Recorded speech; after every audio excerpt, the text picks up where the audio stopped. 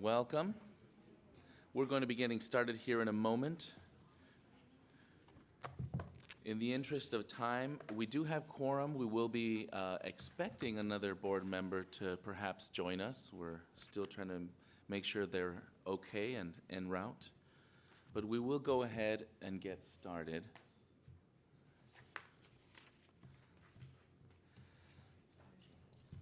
All right, all ready? Very good. Good morning, everyone. I'm Ozzy Gonzalez, TriMet Board President, and I'd like to welcome everyone here and online today to the TriMet Board of Directors meeting for December 13th, 2023.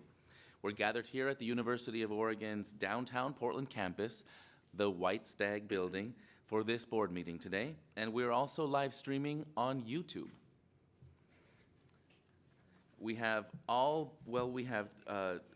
our director, one board member, Director Kellogg, will not be joining us today, and we are still waiting to see if Director Edwards will be able to make it. But we do have quorum, as I mentioned, and so we will be moving forward with the board business for the day.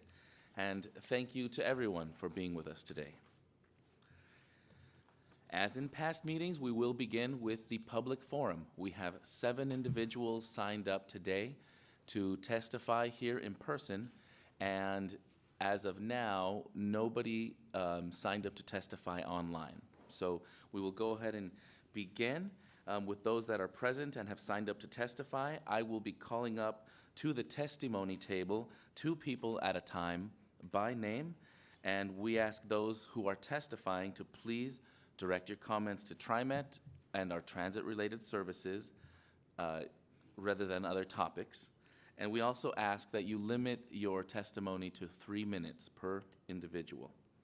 If you are unable to limit your comments to 3 minutes, you may also submit your comments in writing.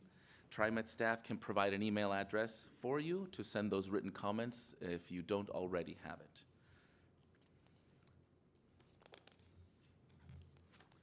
So with that, our first 2 people testifying this morning are Thomas Craig and Dvor Olen. If you could please make your way up. Welcome. And there's a button on the microphones. When it's green, it's on. When it's red, it's off.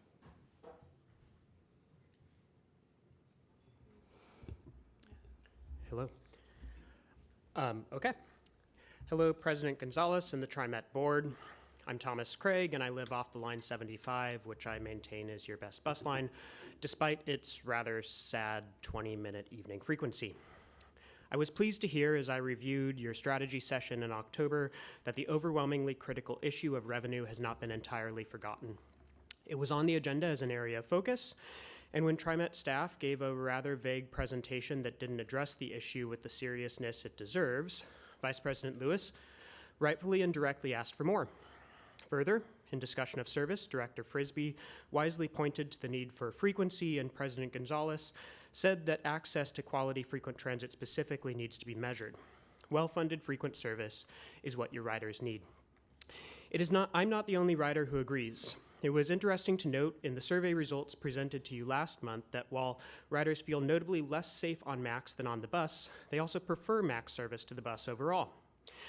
This was one reason why it was disappointing to see the board retreat after those survey results focus on safety and security without substantively addressing the broader service and revenue issue. Safety and security are critical issues for all riders, but it's friendly staff and fellow riders who keep each other safe. Not always, and sometimes not at all, security personnel. Those same survey results made clear that riders desperately want more staff, but are not at all sure that more security staff is the solution.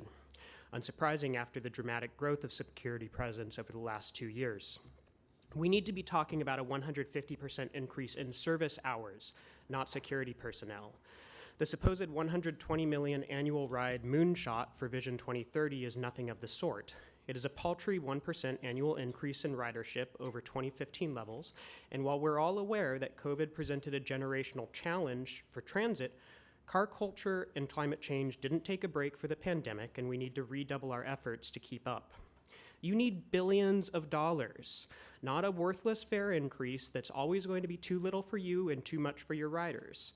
At least $1 billion per year for operations alone to put the amount of service on the ground that will present the attractive network that will drive a true vision of 250 million or more annual riders in 2030. And that means you and your staff must be going to the state and local, federal politicians that do have access to that kind of money if you want to help this region achieve its climate and safety goals. If you think that type of vision is unimaginable, then I'm here to say that your imagination is not sufficient. Our region's children are destined to be run over by a self-driving car or live their lives sedentary in traffic on an 8-lane highway if we don't start acting with intention and integrity today. As we look forward to our next statewide transportation bill, we need you and your staff to show more leadership. We need you to fight for transformational change. Fight for 15 minutes as a floor, not a ceiling. Fight for your riders, not against them. Thank you. Thank you, Thomas. Dvor. Good morning, I'm Dvor Olen. I live in Gresham. I live almost a half a mile from the nearest transportation, which is the Civic Max, which also is not always dependable and down for so many reasons. I'm here because I'm still concerned of the fare increase you all voted in, and I've brought 30 cents to help somebody out to pay it forward for those who won't have that 30 cents starting January 1st and 2nd. I am also concerned that we have the lack of bus service running from Rockwood up Burnside to the urgent care clinic, which I've mentioned before, the Fred Meyers. We miss out on 4 grocery stores, 3 pharmacies, and all the businesses that pay the TriMet business tax. Several of my neighbors can't hike a half a mile to the max to get transportation. They have to depend on friends, neighbors, or pay 3 times the amount on a TriMet lift ticket each way. So for a senior citizen, that's $5 for a ride back and forth. That's a lot, considering they might be able to get their prescriptions for $1.35. I'm sorry, $1.860 now, or whatever it's going to be. And last but not least, on the TriMet lift, you need to have some restrooms in areas for the TriMet public riders to use and the Lyft drivers to use. We took a detour of about 10 blocks so a Lyft driver could use the bathroom at the Safeway Cancer Institute on 47th before he took another passenger to his temporary residence in a rehab center and then got me to my meeting about 40 minutes late. Bus Riders Unite meeting, actually. And so, there are issues. We'd like bus service up Burnside. We'd be happy right now with some bus service every half hour, as long as our ice cream doesn't melt on the way home. I'm done for now. Thank you. I'm going to leave this up here in case anybody else wants to put 30 cents in to help a future bus rider out. Like many riders, I didn't have exact change, so I'll have to pay 70 cents extra. Thank you, Dvor. Next to public testimony, Jan Campbell and Brian Loop. And as you make your way to the table, I'll point out to the board, there are some handouts that have been distributed. You should have in front of you. They were provided by Brian Loop and are included as part of the testimony for today. Just wanted to point that out. Brian Hoop. Thank you. It's kind of funny that Brian and I are up here together. We used to work together for many years at the City of Portland, so it's good to see you, Brian. Good morning, President and board members. I'm kind of coming as your conscience today. My name is Jan Campbell, and I am chair of the Committee on Accessible Transportation. And I see a new board member, I think, right? Tyler? Are you new? Hi, Tyler. As you probably remember, that Kat was very concerned about the impacts of the fare increase on riders who are low-income, older adults, and people living with a disability. We were prepared to support the fare increase with the following mitigation strategies employed to minimize adverse impacts to older adults and riders who experience disability. So we did approve the fare increase, but I just want to remind you of those mitigation strategies. And probably most of you have got the letter in your packet. I believe it was around in May, but for you who probably didn't get it, I'm just going to go over those. Ensure that any future fare increases include an evaluation of increasing the fare cap as opposed to keeping the cap at the current level. Without increasing the fare cap, frequent travelers who may be able to afford the fare increase are unharmed, but riders who don't travel often enough to earn the cap are unbanked or cash fare purveyors are bearing the brunt of the impact of the fare increase. We urge you to consider this approach on any future fare increase. Pilot 100% subsidized annual passes for fixed route trips for Lyft-eligible riders and gauge the potential cost savings of the pilot as a long-term strategy to sustain the initiative. By measuring the reduced cost of the fixed route service versus Lyft and encouraging fixed route ridership for Lyft paratransit riders who are conditionally eligible for Lyft service and able to access fixed route services, the program could be self-sustaining. And the third one was the Lyft riders who are not able to use fixed route buses and trains evaluate a pilot project to provide the Instant Cart 1-year membership for grocery, pharmacy, pet food, and other essential good deliveries. This would not only alleviate the cost of fare for Lyft riders for these essential needs, but would create a more accessible path forward for riders who can more conveniently order goods online that they can in person. So these were the types of initiatives that we encouraged you to embrace, as it will not only aid in returning ridership to those who need it most, it will likely lead to increased ridership. And with a commitment from TriMet to build out these activities with CAT in the coming year, then that's why we supported the fair. So I hope you'll remember these and that we can put those forth. I also, as an individual, would like to support the HR Policy 4.4. This would help with the same-day service on the Lyft.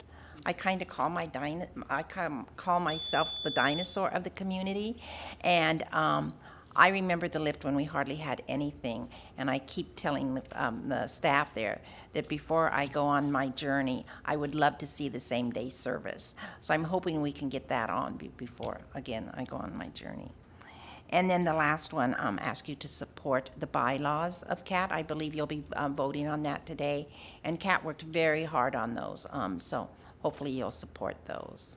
And again, I want to thank Keith, that's all your advocacy on the CAT committee. You mean so much to us, and thank you for all your advocacy. Thank you.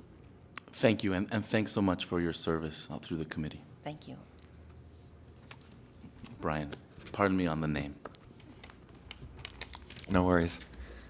President Gonzalez and board members, my name is Brian Hoop.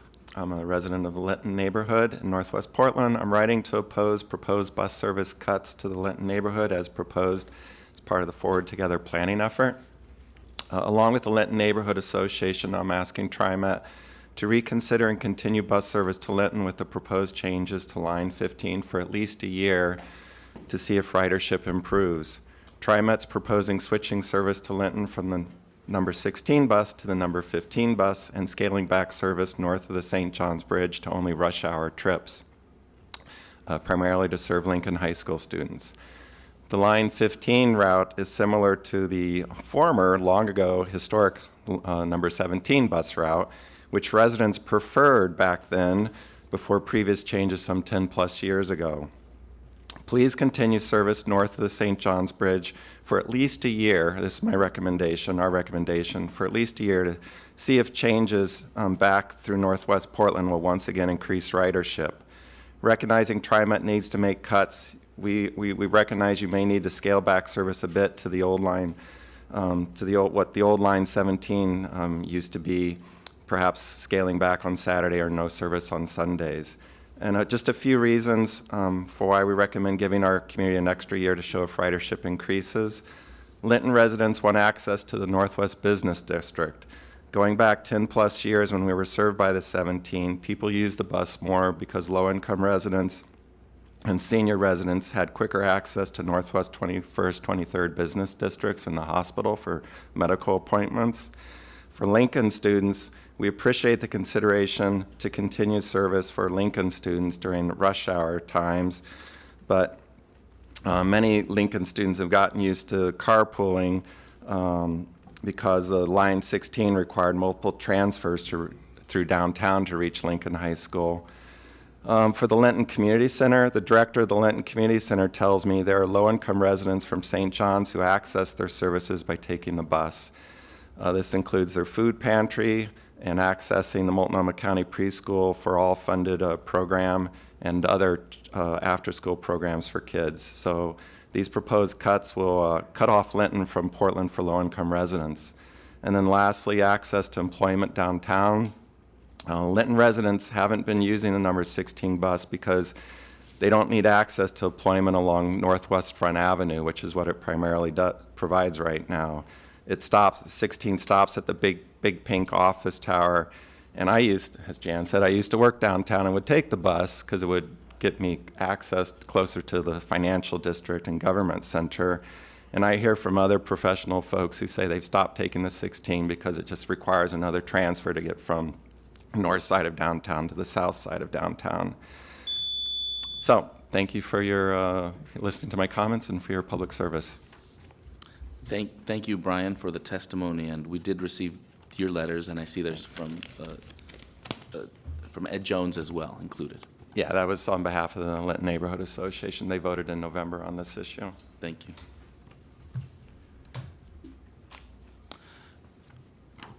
Next, for public testimony, we have Abby Griffith and Tristan Isaac.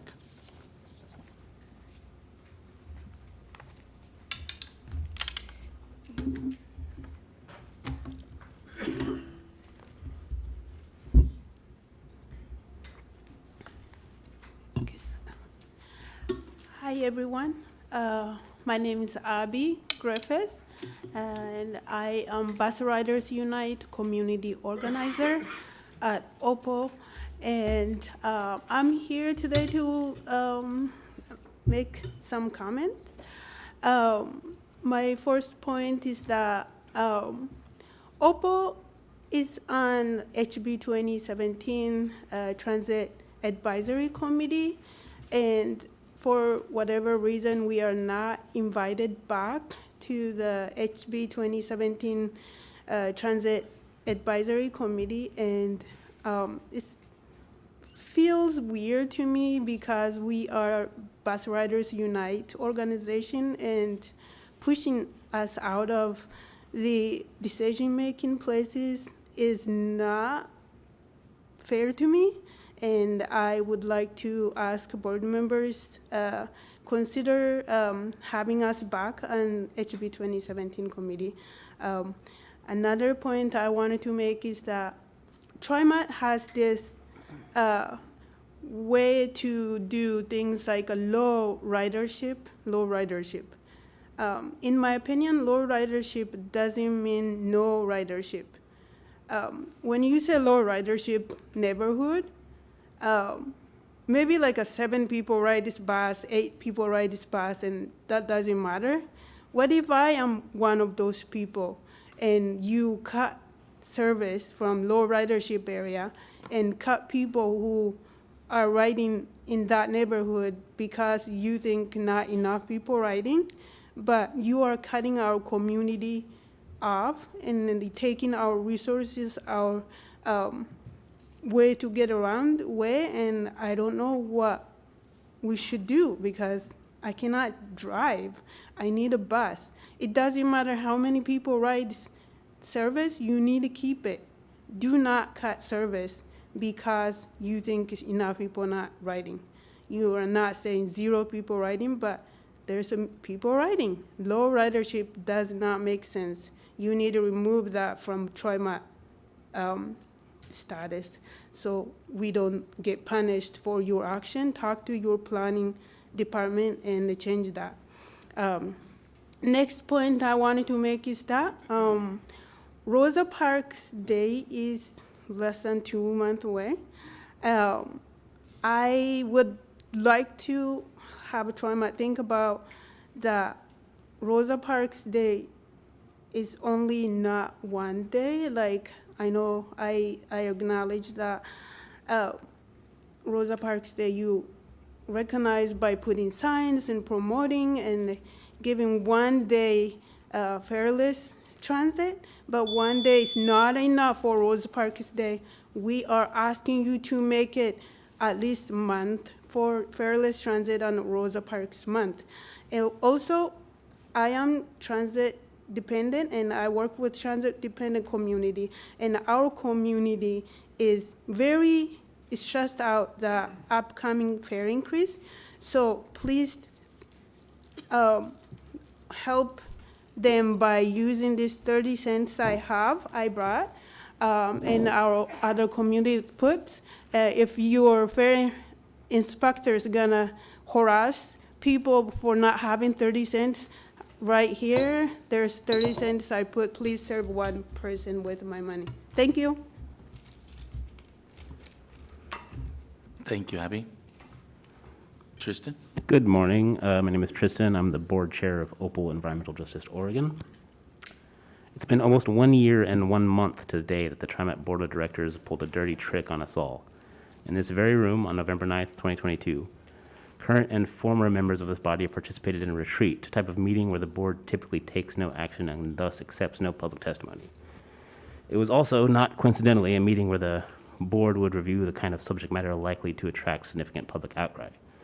The business of this meeting concerned a proposal to increase fares. Board members were presented with over 2 hours of commentary from TriMet staff on the importance of fares to the agency's budget. Several members also provided their opinions on the subject, including sharing their implicit biases held against impoverished people and skepticism of the feasibility of fareless transit, and indeed social welfare policies in general, such as subsidized higher education. At the end of the meeting, then Board President Linda Simmons reports a quote-unquote straw poll of board member support for moving forward with the fare proposal. Did you catch it? A public board like TriMet is required by law to hear public comment at any meeting where official business is carried out. At regular TriMet board meetings, this business takes the form of resolutions and ordinances where board members vote to approve or reject items. However, this was not a regular board meeting. It was a board retreat. There was no public testimony heard, and no official decisions were to be made. Nevertheless, through the means of an unofficial straw poll, the board directed TriMet staff to begin the process of proposing a fare increase. Had this meeting been made during a regular TriMet board meeting, as it should have, there would certainly have been public testimony in opposition. Instead, the board was only able to consider a presentation by TriMet staff, which was heavily biased towards a fare increase, emphasizing the importance of fares and discrediting the idea of a fareless system. Eventually, of course, the community made their voices heard, and the overwhelming majority of public sentiment was in opposition to the fare increase. Thousands of people responded online, and hundreds showed up at TriMet board meetings to voice their concerns. However, the board once again chose to exclude people from the process and ignore public opinion, quite literally fleeing away from the public to carry out their business away from scrutiny and accountability. Only one board member, that being Kathy Way, had the bravery to stand up and vote no against the fare increase. I have rarely been prouder of my community nor more ashamed of our public officials. Despite overwhelming public sentiment, the board decided to move forward with their fare increase. So on January 1st, close to a year to the day that this whole process was instigated under, let's say, dubious circumstances, it will go into effect. All I want for Christmas is fareless transit. Instead, I'm getting a fare increase, one that will hit low-income people, working families, and the houseless community the hardest. TriMet claims to promote equity, accessibility, ridership, and even public input and public comment, but their decision to increase the fares was precisely contrary and will negatively affect all of the above. In closing, all I have to say is that TriMet, your clean energy initiatives better be up to snuff, because the board and the staff who are responsible for foisting this unjust decision on us will certainly be finding coal in your stockings this Christmas. Thank you. Thank you, Tristan, and congrats on the board chair position. We appreciate the continued partnership in helping make our system better. Now, our final public testimony, we have Bridge Crane Johnson.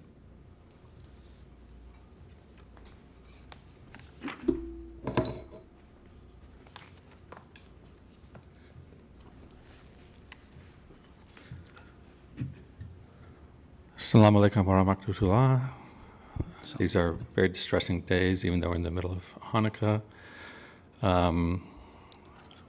We will, of course, stick to the issues of transit while our crazy-ass federal government cannot find a way to move towards a ceasefire. I guess of most concern to me now for over a year, this is my first time coming to you here in this venue. I know you used to meet at the World Trade Center and have offices south of the World Trade Center, and now I think your offices are almost at the World Trade Center, but we still meet here. So I'm not sure that makes you experts in logistics. However, those logistics are not as bad as the rail division or your inability to provide transparency and data. Ironically, just last night, there were probably many Orange Line Max stops that had no service for 37 or 42 minutes. So that makes it very difficult to build ridership. And a year ago, there were some problems on Thanksgiving Eve, and you loaded a bunch of people onto a green line through downtown. And then when that green line got to Gateway, you told your traditional lie of there'll be a train right behind us. And you forced all those people off of that green line at Gateway, where they waited, I don't know how long, at least 37 minutes, because it was such a distressing situation. I got a free ride to downtown from the transit police.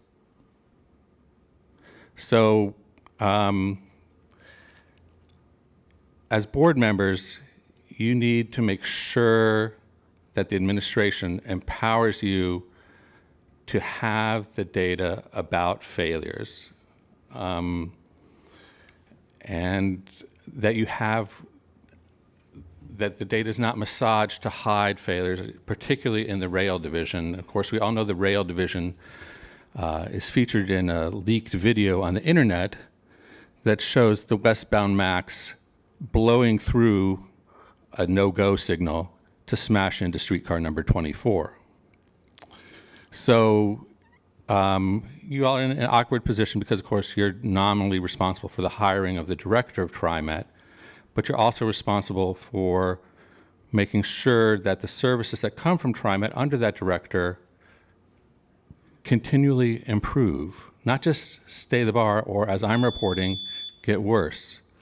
Also, it would be great for you to have fluency about what jurisdictions have fareless transit and why that means you're not competent to do what those other jurisdictions have done. I know two that I visit, so let's get Mr. Pete Buttigieg to work with y'all and make sure more jurisdictions can go fareless. Thank you. Thank you, Bridge Crane, for your testimony. And to all of those that have testified today, really appreciate you taking the time and effort to come out and share your thoughts. I'm hearing a lot of creativity and interest in a lot of the same things. We have some major issues to address, and yes, ridership is the North Star, and it implies safety, security, and accessibility, financially and otherwise. So thank you to everyone to be bringing those thoughts. We hear you. With no other members of the public signed up to testify at this time, I'll be now closing the public forum and opening the TriMet business meeting. The business meeting begins with board reports. And so I would like to first invite Director Edwards, good morning, Director Edwards, to provide an update from the latest meeting on the Committee for Accessible Transportation. Good morning, Chair Gonzalez. Thank you very much. And I apologize for my late arrival today. As typical, we had a well-attended CAT meeting, and we had a very lively meeting as well. We were graced by the presence of our board chair at that meeting, and I know that the CAT appreciated his attendance as well as he appreciated being there and being able to hear the issues that were brought before the CAT committee. What was shared with CAT by the chair, Jan Campbell, who you heard this morning, was that we had a passing of a CAT member. And I would like to take a moment of silence for Arnold. We called him Arnie Panich. So please, I would like to have a moment of silence.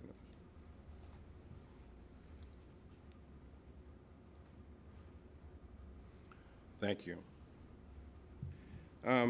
We also had problems that were related to the evacuation exercise that occurred at the Robertson Tunnel.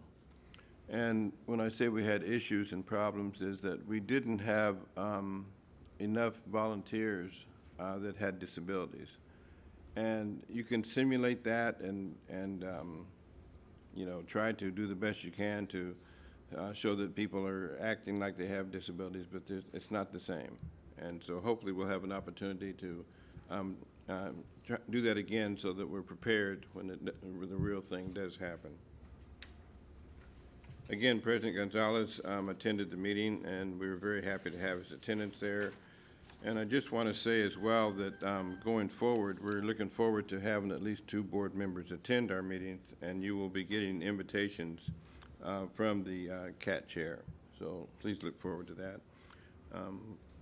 It's very important for, I think, all the board to be aware of issues that involve CAT, as well as being able to see the interest that is drawn by CAT with all the activities that they're involved in. We had an update on our wayfinding, and the one thing that we're really appreciative of is that there's going to be, even though the ad hoc committee is going to be disbanded, that there's going to be a fixed route subcommittee. It's going to be addressing those particular issues.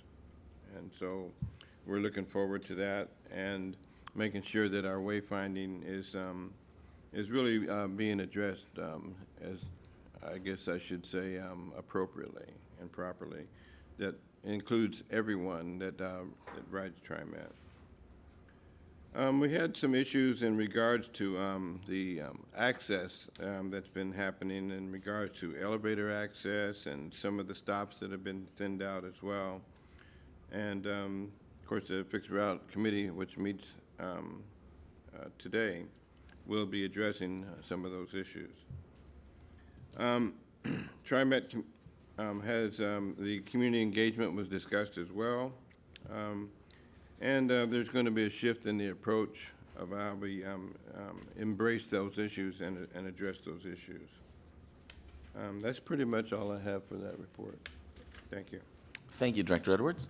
Are there any questions or comments from the board about the CAT report? And we will bring the bylaws conversation about addressing the CAT committee here in the meeting just in a little while. So we'll hear more from CAT. Okay, thank you. Next, I'd like to invite Director Kim, who has an update from the Metro Policy Advisory Committee, known as MPAC. Thank you. At the November MPAC meeting, Metro provided an update on the 2024 urban growth management approach to evaluate capacity for new development in the urban growth boundary. This capacity assessment and the buildable land inventory will evaluate how much land could be developed within the existing UGB. This work is closely coordinated with state goals to increase housing supply and employment land. Cities will soon be able to submit letters of interest to expand the UGB with formal proposals due in the spring.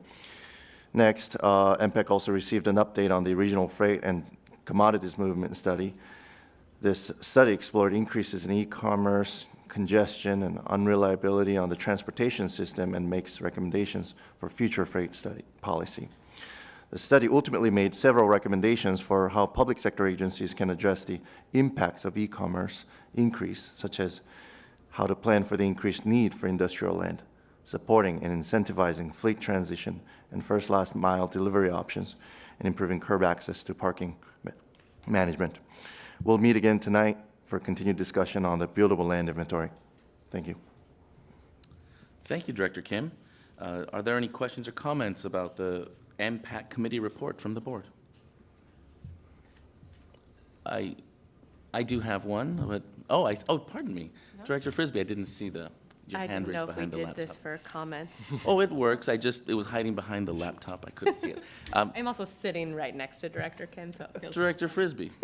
I'm just interested, given the close interplay between land use issues and transit access, and particularly thinking about some of the places where they're looking at expansion, if those are places that are well-suited to transit service, or if we're following down the path we have in other places where we expand in a way that does not promote good transit use, and then we get yelled at for not providing good transit service.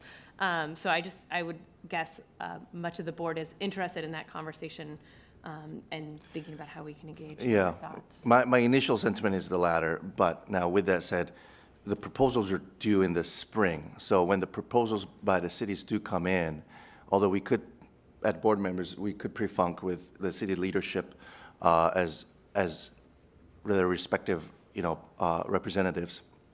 But once the official proposal is set, perhaps that could be too late. Perhaps the conversation, needs to take place right now. But right now, the cities, what's on top of their minds, as I understand, is the buildable land where housing first and then also employment. So although being able to layer in transportation would be a double whammy and really a win for all of us, I think cities are more thinking about in their urgent need first, and thinking about working out the transportation, public transportation second. But I agree. I think it would be a good idea for us board members to reach out to our cities that we represent, and to the extent that they're seeking to submit proposal for their UGB, we have that conversation now to see how we can layer in or choose a region, area that would be better suited for TriMet service and other services. Thank you, and that's a great comment, Director Frisbee, and I'd like to add on to that. We have a tremendous resource at our disposal now that has just come online in the way of our transit-oriented development website presence. It's just been expanded for those listening and interested.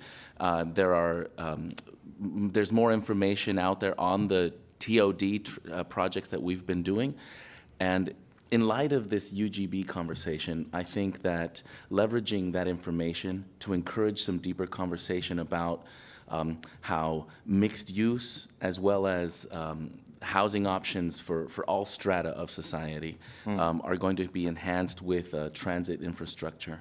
We have some great examples now, and I encourage municipalities and certainly Metro to explore opportunities to lean into more transit-oriented development, which really does bridge the gap between land use of transit and on-site buildings. Absolutely. Thank you. All right. Next, I'd like to invite Director Lewis to provide her report on this morning's Finance and Audit Committee meeting. Director Lewis? Thank you. Good morning, everyone. This morning, myself and Director Gonzalez and Director Way had the opportunity to be present at the Finance and Audit Committee meeting, and just shortly, Director Gonzalez was talking about the TOD update. It is available. TOD stands for the Transit Orient Development. It is on the website. We did have a kind of an update on the goals, the benefits, and guidelines. So please take a moment at your time to check the website. We had a full agenda. Other items, Nancy Young Oliver presented the budget transfer, a little session on our budget transfer. It will be available at our next February meeting. We did have an overview of our adopted budget that's coming. We will have the proposed budget available in March. It will go on to TSCC in April for approved, and then we will have the adopted budget, the plan is, for May. Okay, hope I have that right for dates. Next, we had a wonderful reflective reflections from Alan on the business plan. Let's see, little quick notes. Give me a moment. The draft will be ready in January with the final overview in March, and it will be reflective of our Vision 2020, and we actually were able to see the strategic map. What else? And just a short update on our ATU negotiations from Nate Holton and Kim Simwell. They will start the bargaining process, and hopefully that will be ratified. The plan is summer, June. And I think that's all my notes. Very packed agenda this morning. Any questions? Oh, that's it. Indeed. Okay. Thank you, Director Lewis. I see no questions or comments coming from the board. Next, I'd like to invite Director Frisbee to present a report on the Transit Equity Advisory Committee, known as TEAC. Director Frisbee? Thank you, President Gonzalez. I had my first TEAC meeting last month, which was a delight. Amparo Augusto talked about and highlighted a lot of the recent outreach and community engagement initiatives, which in general are going very well. We're seeing significant increased attendance at a lot of these events. We're doing a better job trying to get out at the community and places and events that are already happening and being part of those rather than asking folks to come out to yet another event on a night when maybe they just want to stay at home in their pajamas. We've also got a recent 10,000 person response survey in multiple languages, multilingual materials, and we've had 16 fair registration events, which have included over 1,000 honored citizen cards and over $5,000 in donated fares, which is a nice addition to the collection jar we have here. So those are ongoing. We have events planned in early '24 for more honored citizen outreach. We've talked about that a little bit at the last board meeting with the new Veterans and Active Duty Member Fair.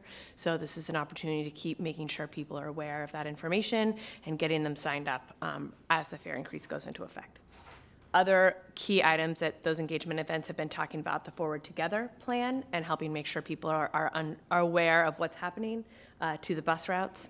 And then continued work to try to build more relationships, partner with community organizations, use our events to help bolster attendance at their events, et cetera. So that was it was a great way to start as the new TEAC chair, get sort of that overview. And then John Gardner did what I called the TEAC greatest hits, was sort of the history of accomplishments and the way that TEAC has shaped some of the key components and things that have happened in the last couple of years. So, including talking about the reduced fare system, which TEAC was a part of, expanding the honored citizen designation, the summer pass program, which was an idea that originated from TEAC, fare capping, and the fare subsidy work group, which is currently ongoing. Also, a lot of items that have come to the board recently, including the TOD policy, which came just before I started. TEAC really helped push to have a stronger affordable housing lens in that work. So highlighting and sort of recapping, because we've got new members and a new chair on TEAC, the accomplishments and the work that they have done. And then we're also engaging in dialogue with TEAC members right now to think about, we're having some troubles with, I would say, attendance, but more like engagement. How do we really create that space as a place not for people to just receive information, but provide information back? So we're trying to get feedback from the members about how to do that, formatting different proposals and ways to do that work.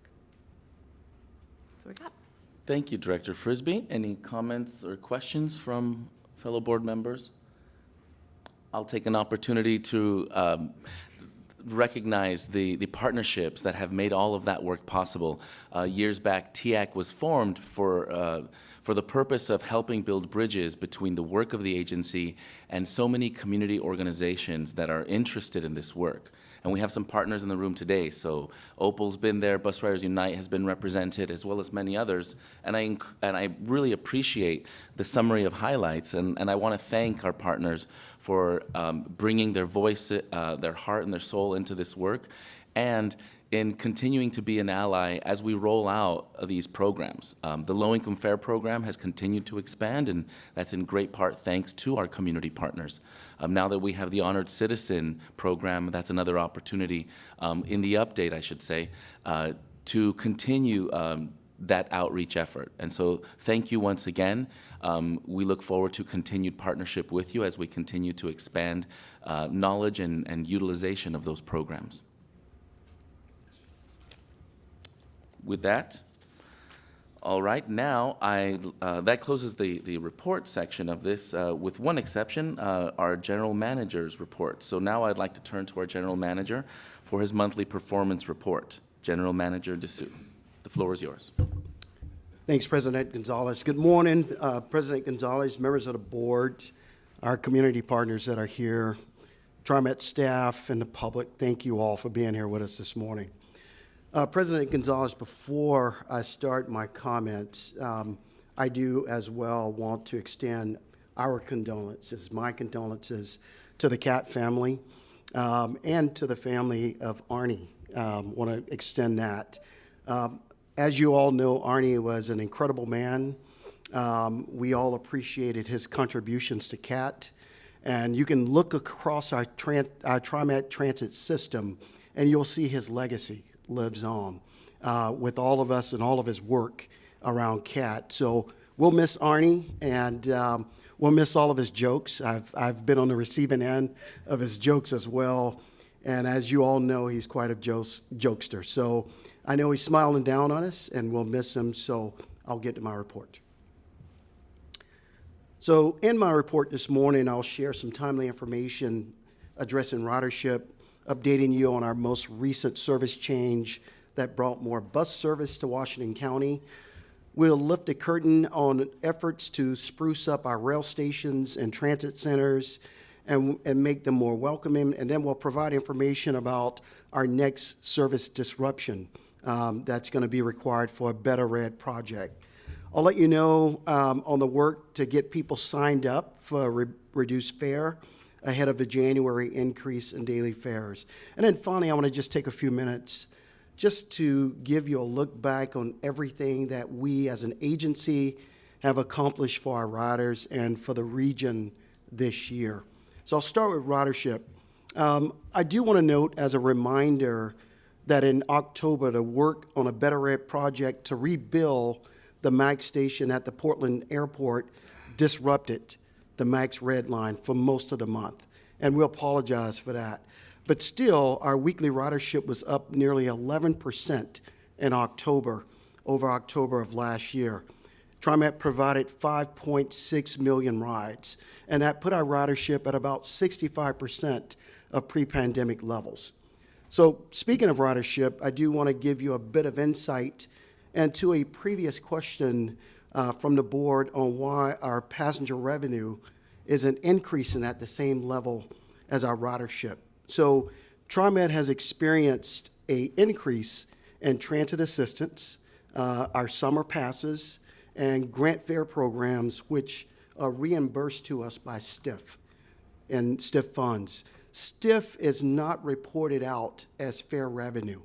So funding from participation in our fare programs increased it by $5 million, or 184% of pre-pandemic. So that's why you're seeing the differences there, and we'll get more into that as we get into our budget, and we'll be talking with the board about that. And one last note I want to just let everyone know on ridership. At our November board retreat, we brought to the board some ideas on how to further make our system safer and improve our maintenance efforts. So staff is continuing to evaluate and cost the various options that we talked about. So in early January, I will alert the board on how we are proceeding. And then at the January board meeting, I will walk you through specifics as well as the implementation timeline on some of the comments and decisions that we talked about. Building ridership is extremely critical, and I want to just say that to the public. It's critical, and we've seen the highest rates of ridership recovery have occurred on our frequent service bus lines. And there's a new frequent service line that's running in Washington County right now. And thanks to our Forward Together service improvements developed with the community and also with board approval, we're seeing quite a bit of enthusiasm for upgrading the line 48 Cornell to frequent service. And that's running every 15 minutes or better. The line runs between Hillsborough Central Transit Center and our Beaverton Transit Center. And with the December 3rd service change, line 48 buses are arriving every 15 minutes or better for most of the day, every day. Again, when transit is fast and frequent, riders are more likely to hop on board. And that's something that's top of mind for us. We're trying to do that. So our Forward Together plan calls for improving other bus lines to frequent service. But it's dependent on staffing levels. And let me say that again. It's dependent on staffing levels. And we're challenged right now. We're challenged with hiring new operators. And we're working very hard to retain the operators that we have currently now. But until we can increase our numbers in the operator ranks, expanding and improving services will be affected. But we're working right now to get more people to come work for us at TriMet. So I'm going to ask the public, please help us. Anyone that you know that can come and drive for us or work on our trains or buses, please send them because we need them. And our goal, we want to increase service. We want to put more service out there so that we can serve the public. That's why we're here. Riders are returning to our MAG stations and our transit centers. They're noticing a transformation as we work to keep our system as welcoming as possible. And I want to introduce some staff that's going to be presenting this morning on deep cleaning and sprucing up efforts that's underway right now. So joining us, we have two of our directors, Jamie Snook of Major Projects and Jeremy Rayfelt of our Facilities Maintenance, along with Liz Higgins. She's a Senior Project Manager with our Engineering and Construction. I'm very proud of the work that has been going on here, and this is something that will be ongoing. So I'll turn it over to you guys to let the board know. Thank you. Thank you. Thank you. Is there? Oh, okay. I'll go ahead and just get us started while it's loading. Thank you. Thank you for having us here today. We're really pleased and happy to provide an update on what we've been doing. So if you've been out on the system, you may have seen some changes. We're really excited about the changes that we've been making. It is. Oh, thank you. Okay. I just want to make sure so our online community can hear. Thank you. As I was saying, as if you've been out on the system, you may have seen some changes. We're really excited about this. We've been working really hard to refresh our system, to get more people on the system and for our existing riders. As people are returning to work, as new riders are coming onto the system, as visitors and the holiday season is upon us, it's really important that people have a positive experience on our system. And so we're really excited about what we've been doing to make that happen.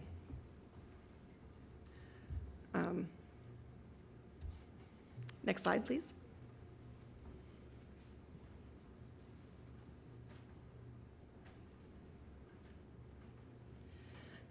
So we have limited resources, so we really had to prioritize where we were going to focus our efforts to start. And we really looked at where there are multiple lines, where we saw the greatest need, where we saw the most riders, and where we could partner with our other partners like the Portland Mall Management, Inc. And so we've developed a list of priority stations that we've started this process with, and we're really excited to see how it's performing and how people are responding to it. Next slide. I'm going to hand it over to Liz. Thank you. As Jamie mentioned, COVID coupled with reduced resources left many of the station elements in need of extra maintenance and attention. You can see on this slide there were equipment remnants from past TVM removal projects, broken tactile pavers, rusted trash cans, worn ground markings, and certain higher trafficked stations required really deep cleaning on the ground plane and the pavement. Next slide, please. In addition, we also identified uneven surfaces, potential tripping hazards, and elements out on the platform that were receiving a lot of graffiti. We also identified a lot of tree wells that needed repair, empty tree wells, and signage that was tired and fading. And so what we did is, at the end of the summer, we formed a team that engaged individuals from across the agency. While the bulk of the work falls with facilities maintenance and MOW, the effort really had a broad reach throughout the agency, as indicated on this slide. And with that, I'm going to turn it over to Jeremy to dive a little bit deeper into the work that we did. Good morning. With safety being the #1 priority, all of the working groups began to repair or replace safety-sensitive items. Here you can see the replacement of worn signage and new pavement markings. Next slide, please. Another key was the removal of the old ticket vending machine bases, which we replaced with a small ground vault, reducing all tripping hazards. Next slide, please. Here, you can see the deep cleaning of stations and platforms. Next slide, please. One project that we all wanted to see completed was the station platform roofs. This took extensive coordination between facilities maintenance, maintenance away, and the operation control center. This work took many weeks and was completed outside of revenue service. Next slide, please. Here you can see the newly formed clean team in action.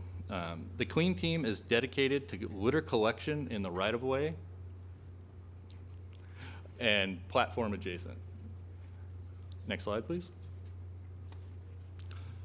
Some of the other items we have been working on include the removal of outdated and non-serviceable payphones. As a temporary mitigation, we have placed bollards in their place until the emergency blue light phones can be permanently installed. The blue light phones will tie directly into TriMet's Security Operations Center, where staff will triage the situation. We have also been cleaning and refurbishing public art. Next slide, please. And here at Gateway Transit Center, we've replaced damaged bus shelters, upgraded the lighting, refurbished the trash cans, repaired many slips, trips, and fall hazards, along with many other repairs. I'm going to pass it back to Liz, who will. Thank you, Jeremy. So what's next? As Jeremy mentioned, in the short term, we have an in-depth focus at Gateway Transit Center, which is underway. It's also including painting, paving repair, signage replacement, and ballast cleaning. And in the longer term, we will continue to improve the customer experience across the system. Thank you. And I'm going to close us out with a big thanks to everyone involved. I love this slide. It's my favorite slide that I think I've ever had in any presentation. It just really shows the extent to all the people involved. I want to say a big thanks to the leadership to support and encourage us to get this work done. It's been extremely fascinating and a lot of hard work, and dedicated staff put a lot of time and effort into this work, and I'm just really proud, and I just want to say a big thanks. Thank you, Jamie, Jeremy, Liz. Really appreciate the update. Want to echo your thanks also to everyone that was involved in the efforts. It's very extensive, and also it takes a village, and that's something that I've always said there. So everybody should know how welcome their work is and appreciate it. So really appreciate you guys. Thank you. Thank you. And General Manager Dessou, if it's all right, I see some board members are chomping at the bit. They Okay. want to share some thoughts. I'd love to let them. Director Edwards. Thank you very much, Chairman Gonzalez. Thank you very much for your presentation. I have a question on slide 6, and you know where I'm going to come from, because I try to look at things through a disability lens. On that slide, that particular slide, you have signage there that says look both ways. It says stop here. But if I'm sight impaired, how do I know that how do I know to stop there? How do I know to not go either way before I put myself in harm's way. So definitely with the stop here, if you look directly in front of them, there is actually a tactile strip which is meant for the visually impaired to let them know to stop and before proceeding. The look both ways, I will have to look into this and get you an answer. Okay.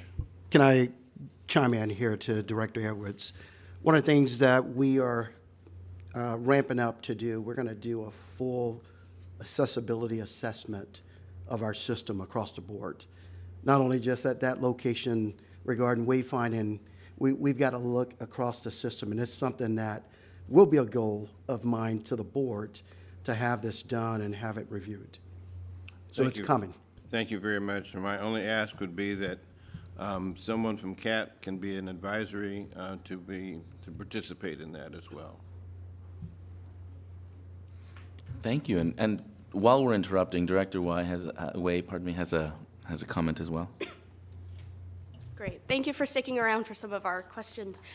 Can we just, I think it's slide 2 or 3 where there was a list of the places that the team has identified to prioritize. Yeah, this is great. So I'm just curious, because I think a lot of this is the downtown area, Southwest, which, you know, I think is great. I think we want to continue to present ourselves as, you know, a welcoming city, and particularly for, you know, folks who are coming, right, and visiting. But I'm also curious, because I think one of you mentioned that you also chose stations based on the usage and, like, ridership, and so 82nd Avenue, like, I'm just thinking, like, number 1 through, you know, some of the other ones that I also feel like are very much frequently used. Why aren't those also being prioritized? Or is this just a very special project to focus on, I don't know, the specific repairs and improvements that are needed? Thank you. Great question. You know, we have very limited resources that we're working with, and so we had to start somewhere. And so this was where we prioritized to start the process. We anticipate that this is not the end of the work that we're going to be doing. Great, awesome. And I know you're doing the assessment, you're doing the initial look through, but would it be possible 6 months from now to see visually, you know, just how things are really improving and shaping up in the areas that you've highlighted? I think that would be helpful for us. Okay. Thank you. I would like to just add to the comment. We started off on the rail side, and if you think about the oldest operating line, it's our blue line.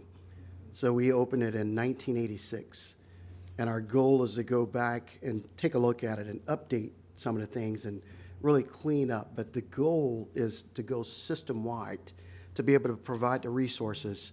So part of Vision 2030 is to go and look at the system in its entirety. And there will be funding that I'll be coming to the board and talking about to be able to address some of the issues that you're bringing forward. I see Director Lewis also has some thoughts to share. Question for the group.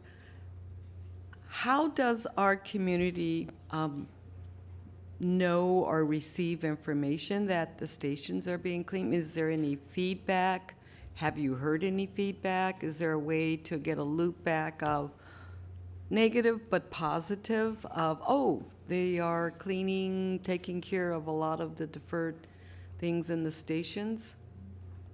Is some of the photos on our webpage?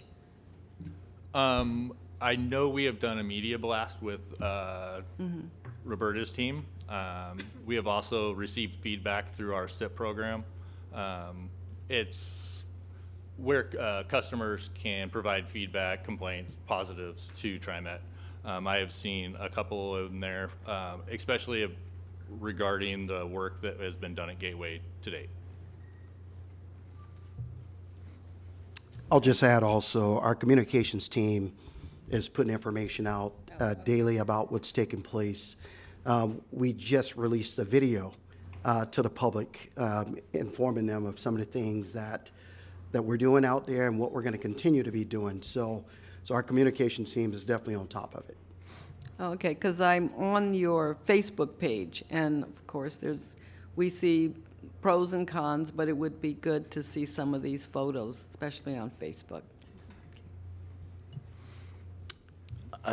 Director Frisbee.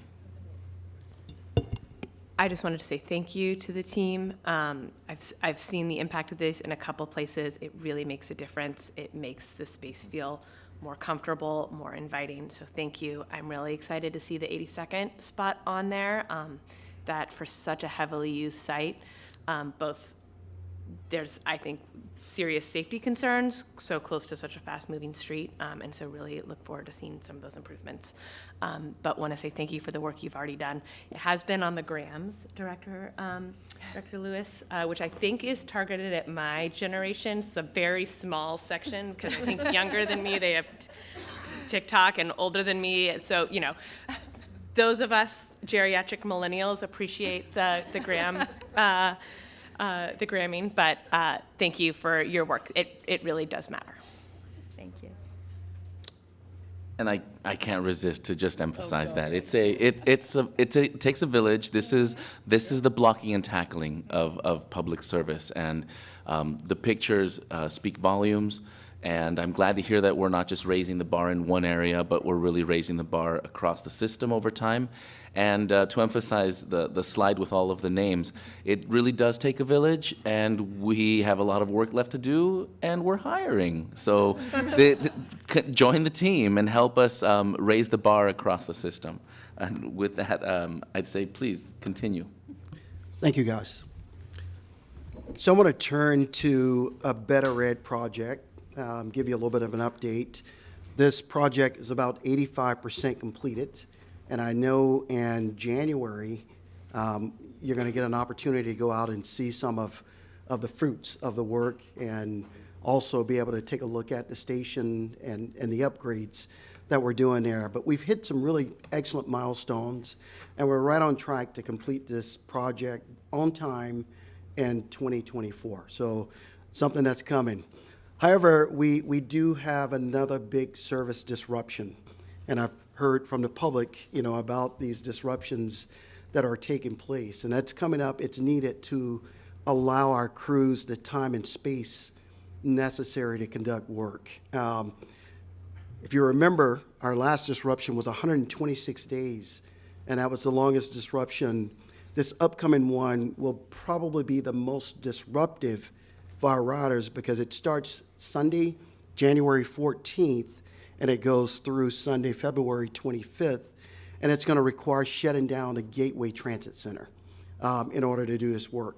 And again, I want to go back and make sure that the public hear this. If you think about a system that was built in 1986, and no work has been done to those tracks and ties out there, so safety-wise, we've got to replace them, so we have to shut down to be able to do that. So we apologize.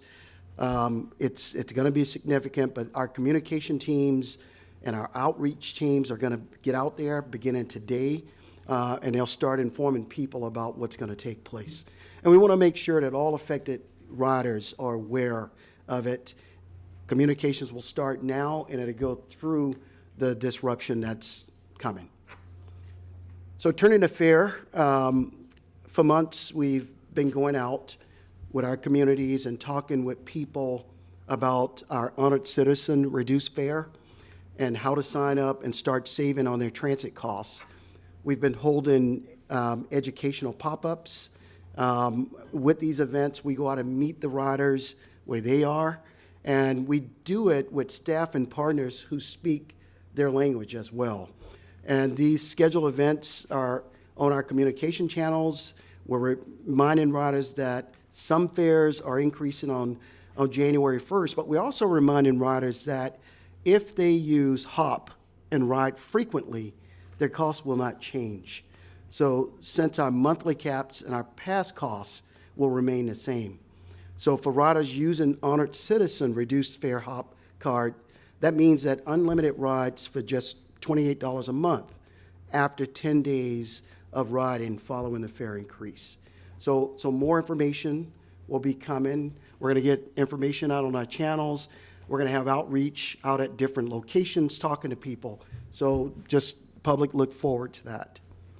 And then finally, as the year winds down, this is our last board meeting for calendar year 2023. And I would just like to provide a look back on some of what we've accomplished this year. And when I say what we've accomplished, I mean all of us, from the board to our executive team, to our leadership teams, and to the more than 3,100 employees that work here at TriMet, which makes TriMet a driving force for our riders and our customers. Really appreciate what you guys have done in 2023. So let's play the video, let people see. Better bus service, new MAX trains, more riders, and a growing workforce.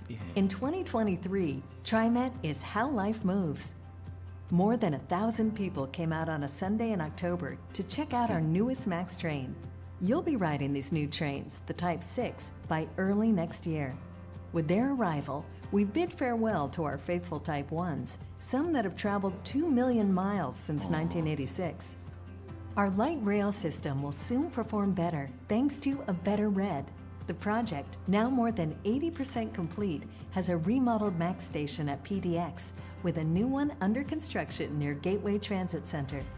Once complete, a better red will improve reliability on every MAX line and extend the red line to Hillsborough. 2023 and our Forward Together service plan added more buses and more times to help you reach more places. We rolled out more frequent service bus lines and improved bus service throughout the day and on weekends, and there's more on the way.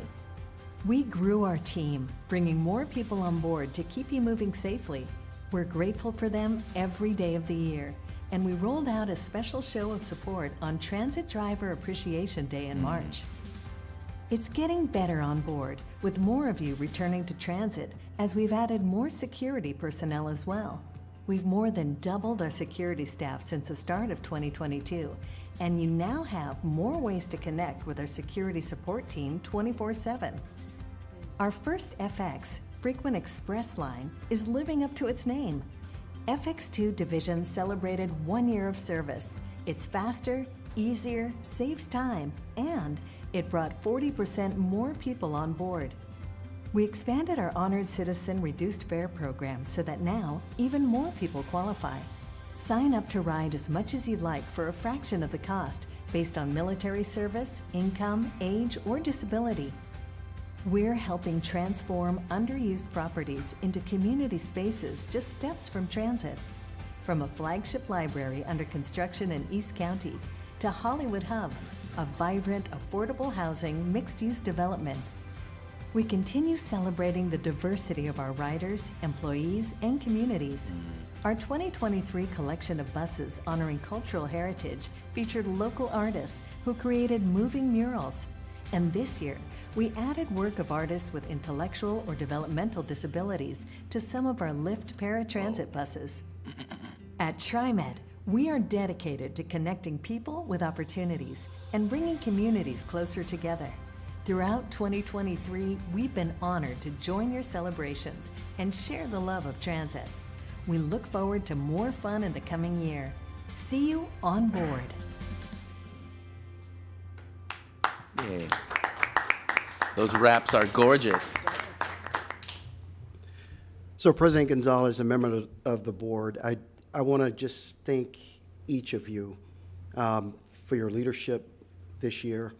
Also, I want to thank our employees and also the public for a significant 2023, a welcome sign of recovery as we move forward and renewal coming out of the pandemic. As we look back on 2023, we're also looking ahead. And I want to speak directly to the board and to the public that we need you. We need you as we move forward so that we all can work together and make Portland the best transit city in the United States. So let's do that. Let's make sure we do that. We are planning to increase our ridership in the coming years. We're looking at putting frequent service, but recruitment and retention is what we've got to get there. And we've got to get people here as some of the people had stated, to put more service out there on the street. We'll be back with you early next year on our Evolve and Vision 2030 plan. And I just want to let you know my sincere appreciation for you. Happy holidays.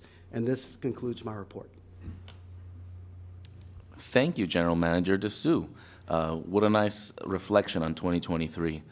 And it's beautiful to see our system reflecting our community's creativity in that way.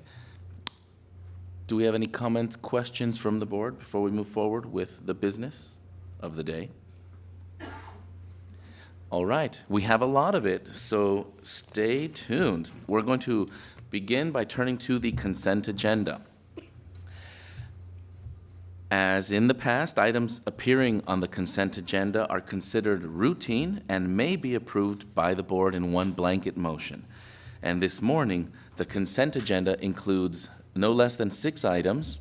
We have approving the minutes from our last meeting of October 25th, a resolution directing that the reading of all ordinances be by title only, and we have 4 resolutions. We have Resolution 23-12-56, authorizing a contract modification with TH Builders Corp.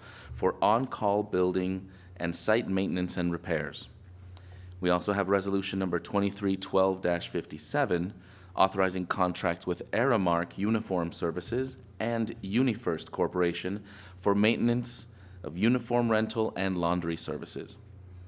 We have Resolution 23-12-58, authorizing a contract modification with EC Electric to increase funds for on-call general electric equipment installation services.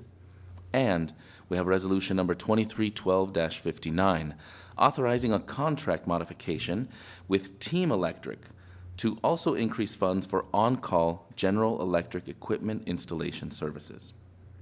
Does any director wish to have any item removed from the consent agenda? Motion to accept the consent agenda. Thank you, Director Edwards. We have a motion to approve the items contained in the consent agenda. Do we have a second? Second. Thank you, Director Way. It has been moved and seconded. All of those in favor of the consent agenda, say aye. Aye. Aye. All opposed? Hearing none, motion carries. Thank you. Now, we will move to the remaining resolutions, and we have no less than 10.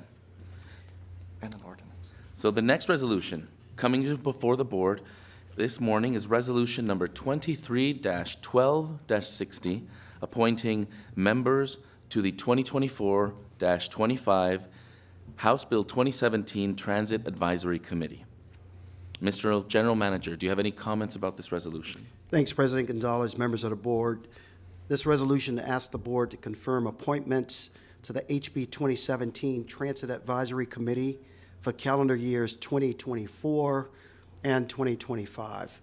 The board is required to take this action under Oregon law, as the Transit Advisory Committee helps develop a plan for projects and programs funded by HB 2017, also known as Keep Oregon Moving. Advisory committee members are appointed for 2-year terms with the opportunity to be reappointed for 3 additional terms for up to 8 years of volunteer service. The resolution before you this morning requests authorization for the reappointment of 17 members of the committee and the initial appointment of 8 new members. The proposed members represent a broad range of interests, perspectives, racial and cultural backgrounds, while also providing representation from each board member's sub-districts. I have Director of Mobility and Planning Policy, Tom Mills, here with additional details. Tom. Good morning, and thank you, President Gonzalez and Board of Directors. I appreciate you having me this morning. If we can go to the next slide. So the HB 2017 Transit Advisory Committee is the committee that advises TriMet on our STIF plan. You've probably heard the acronym STIF. It stands for Statewide Transportation Improvement Program. It was part of the HB 2017 legislation, Keep Oregon Moving Act. And essentially, it was a payroll tax of 1/10% imposed on all employee payroll, all employees across the state. Within our jurisdiction, within the TriMet area, we receive 90% of that funding that is paid. In 2026 and 2027, we expect to receive $69.6 million and $72.9 million. This is a growth over the prior biennium. We will be working on the plan for FY 26-27. So that wouldn't go into effect for another year and a half, but it takes about a year to submit the plan. The plan includes, as you can see on this list here, fare mitigation. That is our low-income fare program. That's the current plan today, includes the low-income fare program.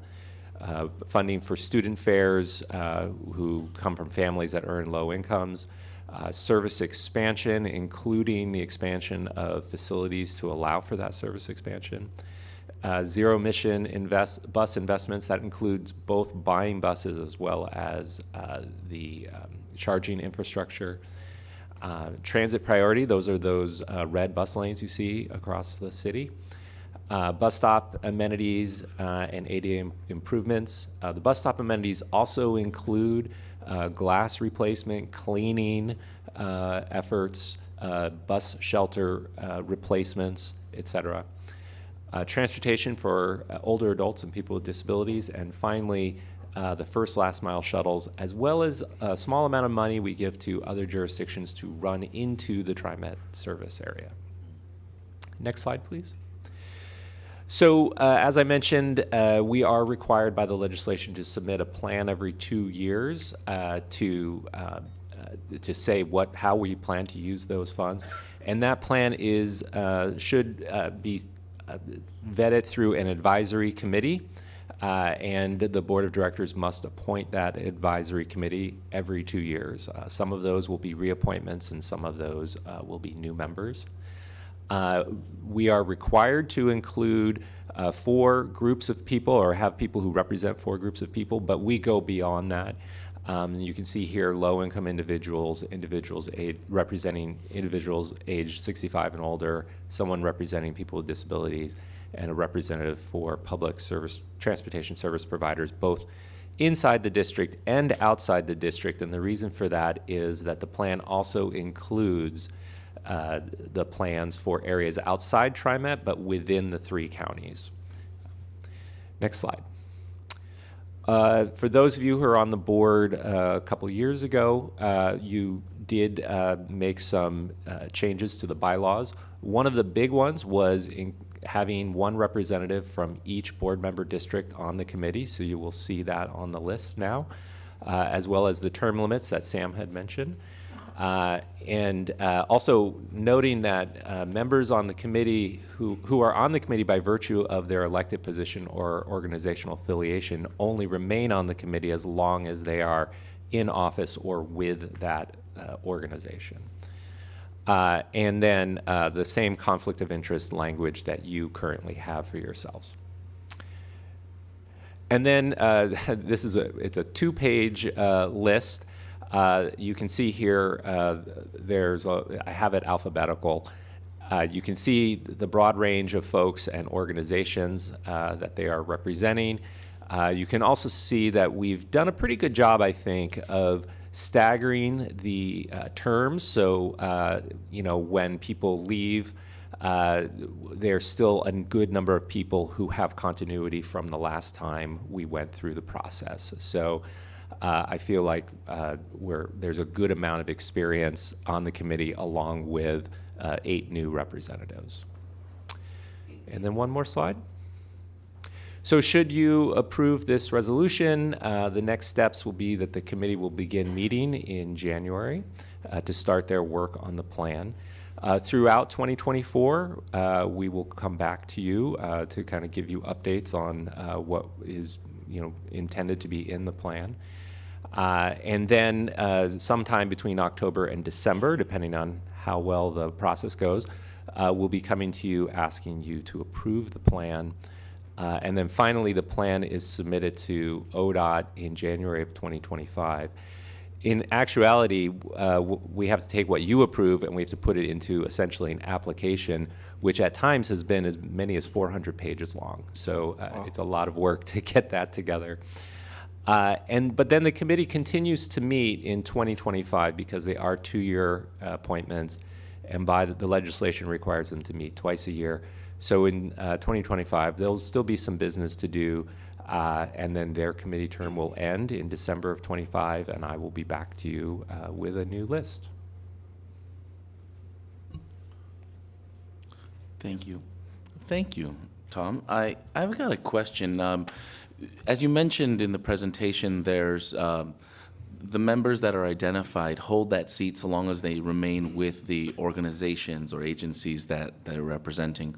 What is the mechanism that takes place should somebody leave the school district or no longer be in that agency that they represent? Do they identify their replacement, or do they bring that information and we select somebody from that agency? So in the past, it's been a little informal, and this time around, I've really tried to be more formal. So I have asked the members on this list to identify, before we even get started, who their alternates are, so that there isn't any last minute, hey, I can't be there, but so-and-so is going to take my place.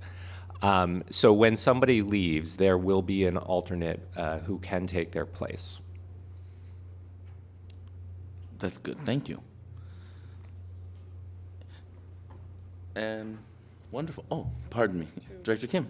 Thank you for this list. I see that these were what we've intended. Well, I see that this is a great reflection of the bylaws update, and I see it very diversified committee appointments, their names, organizations. And I do recognize a public testimony this morning. There was an organization that did articulate it, their wish to be a part of this, but because I see this very diversified organizations and regions, I believe the intent of this statewide transportation improvement program will be well served. And of course, just because anyone is not on this list doesn't mean their voice is not heard. In fact, they could work with organizations on this as well as regional representative. So I did want to say that, and thank you to your team. Thank you. And Director Frisbee?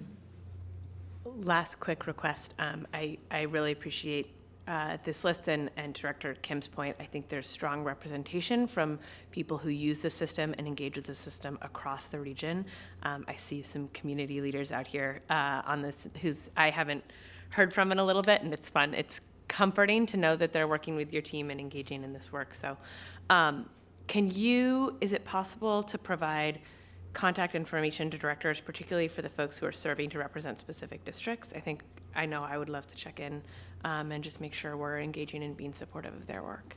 Absolutely. We'll do that. Thank you. And thank you to everyone on this team who is signing up for an exciting and fun time. That's right. Thanks. Exciting and fun indeed. I see no other comments. Oh, Director Lewis. A quick question. Those that are coming on for their first term, do they receive an orientation? Do they have, okay, so there is a process to bring them up to speed, some historical, and then of course the bylaws, which are coming up later. Yes, they do receive an orientation. I meet with them, make sure they understand what they're getting themselves into, but also give them an orientation of the type of work we do, how often we meet, and make sure they're familiar with the plan and what we've done in the past. Are we at a point where this committee is meeting in person? You know, that's a great question. That's going to be one of the first questions. So I haven't posed that question to them yet because I've been waiting for this moment, hopefully with the approval of the resolution. Assuming that the resolution gets approved, that will be one of the first questions I will have for them. I will point out that we have people coming from as far away as Forest Grove and people as far away as Gresham. And so my sense is in the past that since we've gone online, they've kind of preferred to stay online because it is such a long trip for some people. It could be hybrid, it could be some in person, some online. I'll be working with them to determine what's best for them. Thank you. For what it's worth, while I understand the flexibility and convenience of an online and a hybrid model, I'd simply love to emphasize collaboration takes place best when we're able to get to know each other past the agenda business. Any opportunity to interact in person, whether it's to conduct the business or simply to get to know each other as humans, will only help us lean into this work. I encourage the committee to consider opportunities to gather in some format or another to strengthen the work as it takes place.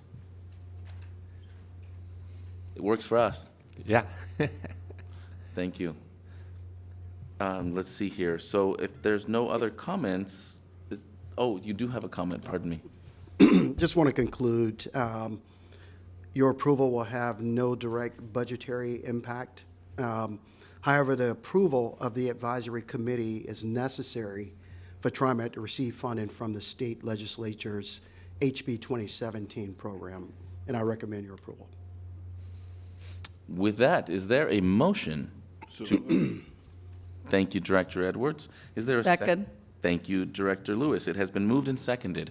Does anyone wish to make a comment before we vote? All right, seeing none, all of those in favor of approving resolution number 2312-60, please do so by saying aye. Aye. Aye. All opposed? Seeing none, this motion carries. And I'll get used to my gavel again. Here we go. All right. Next, thank you for the presentation, Tom. Next this morning, this board will consider resolution number 23-12-61, approving TriMet's updated agency safety plan. As a reminder, it was in our last board meeting, something in the order of 2 months ago, where we provided the safety plan information to the board, and we've been talking about this for some time now, and we will be having some presentation on this. So we'll go ahead and kick it off with you, General Manager. Do you have any comments on this resolution? Thanks, President Gonzalez, members of the board. The Federal Transit Administration requires board review and approval of TriMet's updated agency safety plan by December 31st of each year. Fulfillment of this requirement renews our commitment to safety and allows TriMet to receive Federal Transit Administration funds. The safety activities that are outlined in the 2023 agency safety plan are integrated into TriMet's day-to-day operations and budgetary decisions. Our safety plan, which has been thoroughly reviewed by myself, our Chief Operating Officer, Bonnie Todd, and all of the safety-sensitive executive team members, includes all of the elements required by the FTA, plus a checklist of items that were identified during the review process. The updated agency safety plan was published on TriMet.org and provided to each board member for review in October. And your approval is recommended. Thank you. And I've noticed with such a timely and important resolution that our director is not in the room. Where is he, if you might please share that? Yes, so our Chief Safety Officer, Andrew Wilson, he is in New York City having a conversation with the New York MTA currently on things that we are doing here in Portland, Oregon, and also on a panel with law enforcement across the East Coast as well. So he has represented us very well on some of the things that we have put in place during the Reimagine, and he's absolutely informing them and providing information to them. Thank you. It looks like there's momentum building on this work, and clearly people are watching. So please continue. Thank you. So Craig is here just to answer any questions. Here, no presentations. The document has been online. We've talked about this at our retreat, just as well as in October. It's been there, so we're looking forward to your approval. Thank you. All right. I thought there was going to be something, but I appreciate you being here. I'll open it up to the board. Are there any comments or questions regarding the safety plan today? I have a question. Much like we just heard on the maintenance, and as has been emphasized in the general manager's report, that we need folks, we need bodies and human energy to make this work possible. Is there anything within our safety plan that you feel is worth sharing to the public, and the role that they will serve either directly by joining our team or indirectly by bringing this plan to life? Oh, thank you, President Gonzalez. Yes, the agency safety plan is a living document, and every year, the completion of it by your approval brings us back into another series of improvements over the next year. Well, it does reach out to every aspect of safety for the public, general public safety, and safety of our current employees too. And so it's a living document that improves every year to capture everything that we need to keep the general public and our employees safe. Thank you. And in that similar vein, anything to say to our jurisdictional partners and our folks that are in safety within our region? It's an open book. We're always available for any questions or any recommendations to push safety forward. Anything that I'm always available for comments. Like I said, the ASP is a living document, and every year, starting in January, we're going to start the process all over again. And so any improvements that people want to bring to the table, if they see anything missing, or any way that they could improve safety among our system, we're more than welcome to take those into consideration for the next ASP. Thank you very much.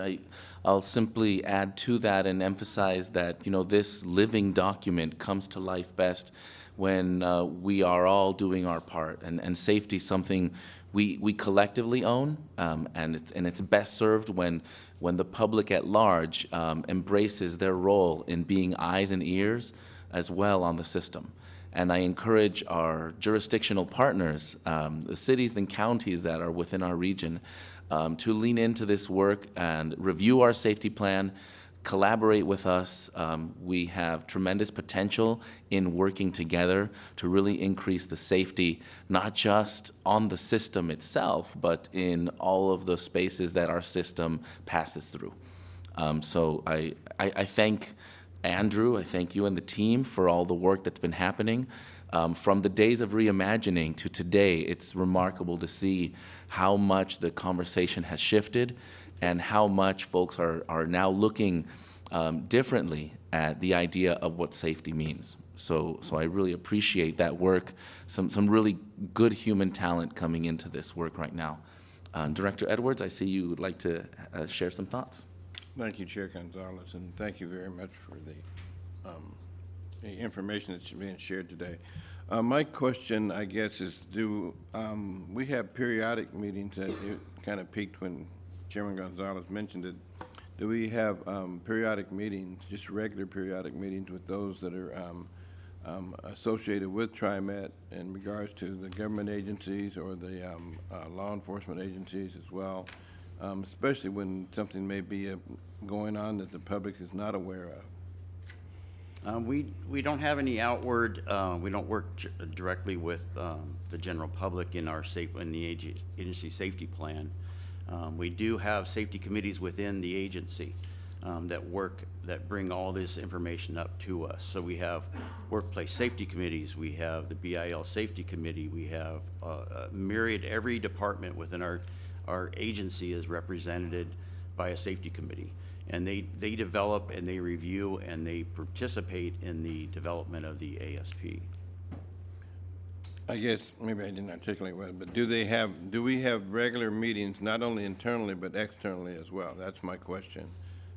Such as Multnomah County, such as the state of Oregon, such as Washington County or Clackamas County.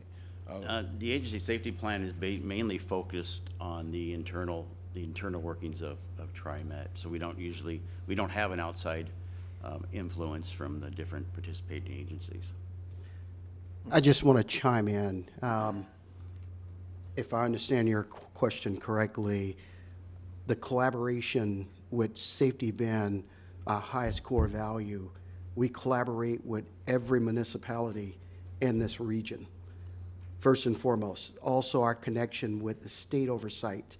So ODOT, safety oversight, all of the jurisdictions that we operate in, we have conversations with them about safety because it's our core value at the organization. So hopefully that answers your question there. That does answer it in general, but I guess my concern is, like I say, there would be just a regularly scheduled meeting, maybe quarterly or maybe every 6 months or something, so that we're abreast of everything that's going on around us that may impact us. I would imagine with the various committees, in the safety area, we got emergency management that works directly with our municipalities, which we just brought this on to be able to coordinate anything that's going on, period. And I would imagine that pretty much every day we're having conversations within the organization with someone around one of the municipalities and counties that we serve in. Okay. Thank you. I'll briefly add to that. If I understand correctly, Director Edwards is recognizing the importance of this topic and the high level of interest beyond our agency to make sure that we are abreast of all this work. I simply want to emphasize this core value is not just something we have within the agency. We hear it day in and day out in the public. It's of tremendous importance. Between the work we've done in cleanliness and the work we're doing with safety, I think we have some fantastic information to communicate out to the public and to our jurisdictional partners. At a time when revitalizing downtown is of top of mind, from the governor's office to our mayor in Portland to increasing ridership.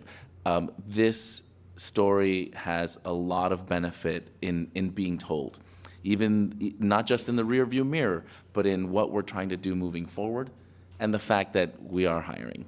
I can't say that enough.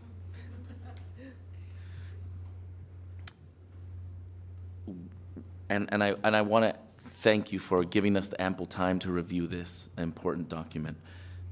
I'd like to now open it up to see if there is a motion to approve Resolution 2312-61. Director Edwards has motioned. Is there a second? Second. Second.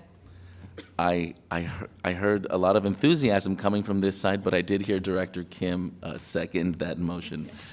We've got this coffee's extra strong today.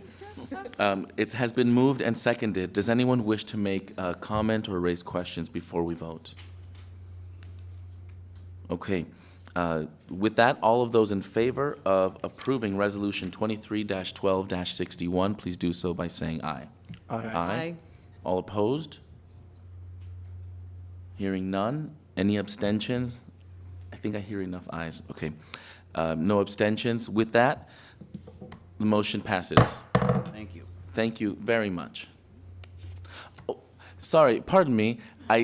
Andrew's off and, traveling the country being a rock star. We didn't get a chance to allow you to introduce yourself. Oh. Would you please introduce yourself to us? Craig McDonald, I'm the Director of Safety Systems and Environmental Services. So Craig, I'm Andrew's shadow.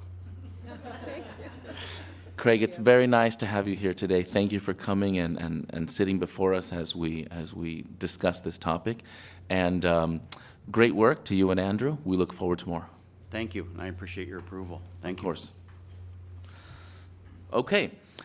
Next, this morning, the board will consider Resolution number 23-12-62, authorizing TriMet to acquire by purchase or eminent domain certain real property interests necessary for the construction of the Park Avenue Park and Ride Garage project. Mr. General Manager, do you have any comments on this resolution? Thank you, President Gonzalez and members of the board. Construction to add 2 floors to Park Avenue Park and Ride at the southern terminus of our MAX Orange Line is expected to begin next year. As you remember, the 2 additional floors were deferred during the construction of the light rail line. We received FTA approval to use the savings from the Orange Line project to move forward on adding the floors. In order to construct and operate the project, TriMet needs to acquire a temporary construction easement located on the property of the neighboring Portland, Milwaukee Elks Lodge. The board declared the temporary easement necessary with a resolution passed in June. After obtaining a fair market appraisal, TriMet made a formal offer to the property owner in June, but to date, negotiations have not been successful. To keep the project moving forward, we request board authorization to obtain a property that is needed on a temporary basis for construction staging. By law, the condemnation process protects the property owner and the public body engaged in the acquisition process. We remain hopeful that the property can be acquired by purchase through negotiations. However, given the timeline, staff recommends the condemnation process should get started. Acquisition of the construction easement is included in the project's budget. Your approval of the resolution is recommended. Is there a motion to approve Resolution 23-12-62? So moved. Kim? Thank you, Director Kim. Is there a second? Second. Thank you, Director Frisbee. It has been moved and seconded. Now, does anyone wish to make comments or raise questions before we go and vote? Yes, Director Frisbee. Can I just ask a clarifying question? We have been leasing, or prior to the pandemic, we were leasing this property for parking services anyways, correct? Correct, yeah. So I'm Lance Sears, I'm the Director of Real Estate and Transit-Oriented Development at TriMet. Yeah, Director Frisbee, we did lease this same lot for several years for parking. This parking garage was full on a consistent basis, and there was overflow parking, so we leased this lot for several years. That lease is concluded. Basically, I think shortly into the pandemic, we didn't renew it because we didn't need it at the time.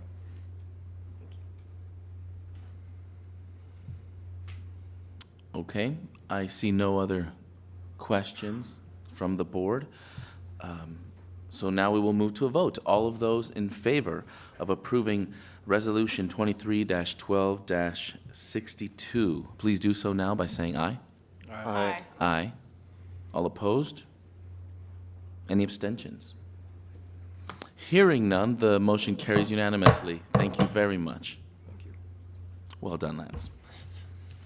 Now, moving right along, we will now consider Resolution 23-12-63, authorizing a lease with American Assets Trust LP for the TriMet Lift Mobility Center at 710 Northeast Holiday Street. General Manager, your comments. Thanks, President Gonzalez, members of the board. Our Lyft Paratransit service provides vital transportation to people who are unable to access TriMet's fixed route buses and trains. In order to ride Lyft, you must first pre-qualify. The process includes a written application, in-person interview, physical, and in some cases, a cognitive assessment. The physical assessment includes a walkthrough of a mobility course that is laid out inside of TriMet's Mobility Center. The Mobility Center has been located in Old Town at Northwest 5th and Davis since 2010. With the lease for the building there expiring in 2025, we began to look for alternative sites that are centrally located on a level ground and in very close proximity to transit, preferably on the east side. Not only do a majority of our Lyft applicants lived east of the Willamette River, We wanted a facility that was easier to access, especially for those who must travel by car to the facility for mobility assessments and interviews. Of the 8 properties identified, TriMet found 2 to be suitable and settled on the facility at 710 Northwest Holiday Street. The total cost of the lease is expected to be $3.5 million over almost a 12-year term. The lease is included in TriMet's zero-base budget for lease facilities and includes 7 months of rent abatement as well. We would like to have the new mobility center up and running as soon as July 1st, 2024. This will free up the Northwest Davis location, and while it's still under lease, we can use that as a hub for a downtown precinct for our safety and security groups. Your approval is recommended. Thank you. Is there a motion to approve Resolution 23-12-63? Moved. Thank you, Director Frisbee. Do we have a second? Second. Thank you, Director Edwards. It has been moved and seconded. Now, does anyone wish to make comments or raise questions before we go to a vote? Well, first, good morning, Eileen. Good morning, President Gonzalez. Thank you for laying the background for this. And I was primarily interested in making sure we weren't just going to leave the current location empty and fallow. Sure. It sounds like we have some ideas there. So I look forward to what this will be able to accomplish. And since this is a first-time lease, how does this impact the public as far as, I understand it's a new location. Will we have improved capacity, improved functionality in this new facility? Are we, is it the same size footprint? Can you just help us understand how that is being changed as well? It's almost like we planted that question with you.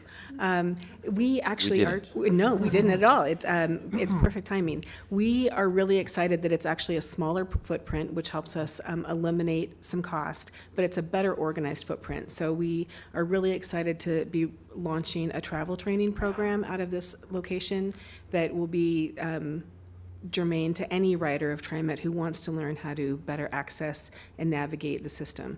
So we have a whole corner of the facility that's really designed for getting our riders connected to the technology that they would need to plan a trip. So whether it's referral to low-cost phones, low-cost internet, low-cost computers, and then training them how to use the TriMet trip planner, and then actually getting out on the system with them and helping them learn how to navigate safely on the system. So that will be an addition to this location.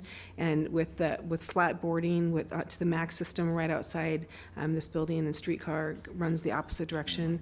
We're really excited that not only is there parking spaces for riders who may have someone traveling with them, but we have places that we can safely stop lift buses to bring riders there, and then really get closer to that Vision 2030 goal of increasing ridership, because we're training people how to do it so safely and successfully. So it's really exciting for us.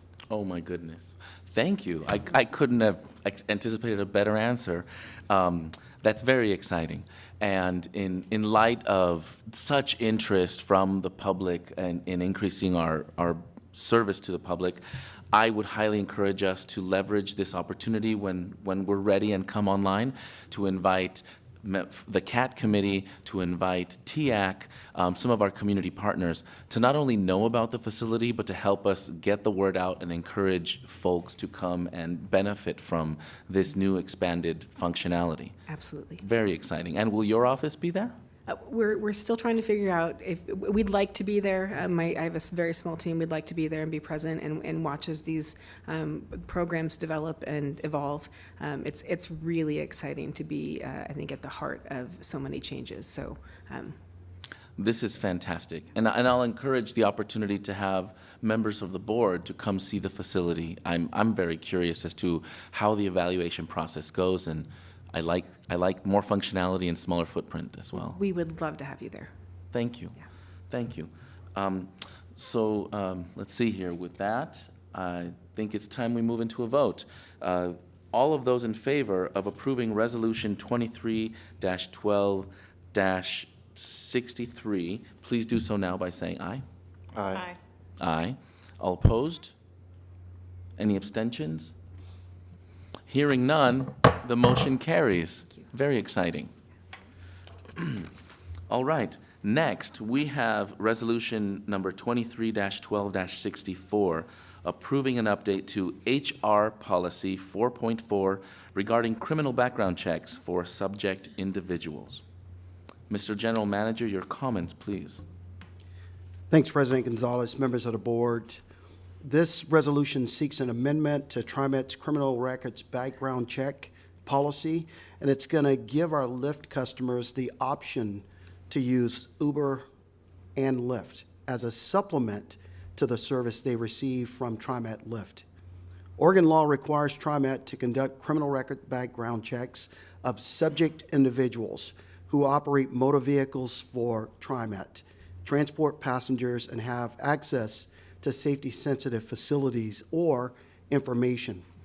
TriMet has the authority to define subject individuals. And in this case here, the agency has defined them in HR Policy 4.4 to be job applicants and employees who operate vehicles, transport passengers, including those who are under contract to provide Lyft paratransit services, or have access to critical infrastructure or sensitive facilities or information. TriMet conducts criminal record checks on these individuals to determine their fitness for placement as our employees and contractors. HR Policy 4.4 requires fingerprints as part of the criminal background check. For example, Lyft relies on our contractor, TransDev, to provide paratransit services, and all current TransDev operators and subcontractors have passed a fingerprint-based criminal background check. TriMet continues to struggle to provide adequate Lyft paratransit services, given ongoing labor and vehicle shortages and other challenges presented since the pandemic. We would like to offer our Lyft riders more options by granting them the opportunity to obtain paratransit rides from drivers associated with a transportation mobility network such as Uber or Lyft. Adding these options will expand the transit choice available to our Lyft customers and help TriMet Lyft provide better service and avoid the poor on-time performance issues that have been brought forward in past board meetings. Currently, all Uber and Lyft drivers in the TriMet Service District must complete a criminal background check pursuant to Portland City Code. Despite requiring annual updated electronic criminal records checks and a cross-check with the National Sex Offender Registry, the city code does not include fingerprinting, which is consistent with other jurisdictions in which transportation network companies operate. The resolution before you would amend TriMet's HR Policy 4.4 to exclude the fingerprint requirement for background checks for TNC subcontractors and service to TriMet Lyft, so long as these drivers have completed and passed a Portland City Code criminal record background check with annual updates.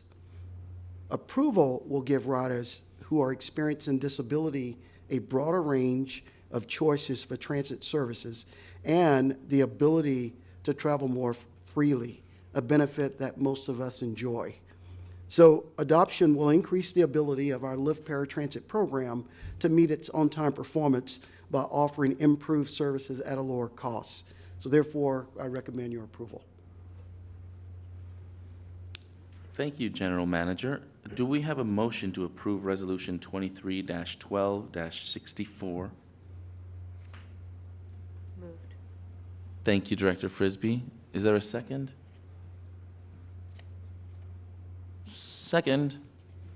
I don't get to do that often enough. I like to give folks a chance, and they are so enthusiastic. It has been moved and seconded. Does anyone wish to make a comment before we go to a vote? I did see Director Edwards and then Director Frisbee. Thank you very much, Chair.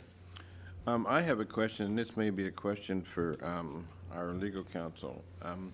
And maybe I misconstrue this, but does this somehow widen the net, perhaps, if someone that maybe doesn't fall under the, didn't have previously a criminal background check, or someone that is okay with a criminal background check, they completed it before and they're working here.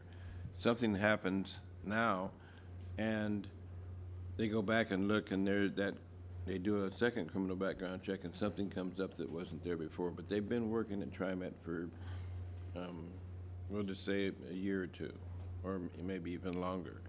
How would that impact them going forward? Eric, we're going to turn to you on the legal piece. Yeah. of this. Good morning, members of the board. Eric Van Hagen. I'm the Director of Legal Services. For the TNC requirements for the City of Portland, I'll answer them both with respect to the TNC requirements for the City of Portland require an annual recertification. So that background check is renewed on the anniversary. And so that addresses that problem. For a TriMet employee, I'm almost positive that it's an expectation that the employees report that. We do not renew those fingerprint background checks on a regular basis.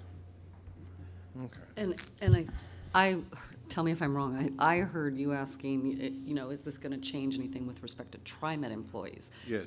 But we're not talking about TriMet employees in this resolution. Just the lift. Oh, yeah, and only subcontractors. Thank you. And if I may, current lift contractors all re-background check every year their operators. So all of our direct contractors do a fingerprint background check initially to come on board with us, and then TransDev does a supplemental criminal background check annually. Thank you. Thank you. Director Frisbee?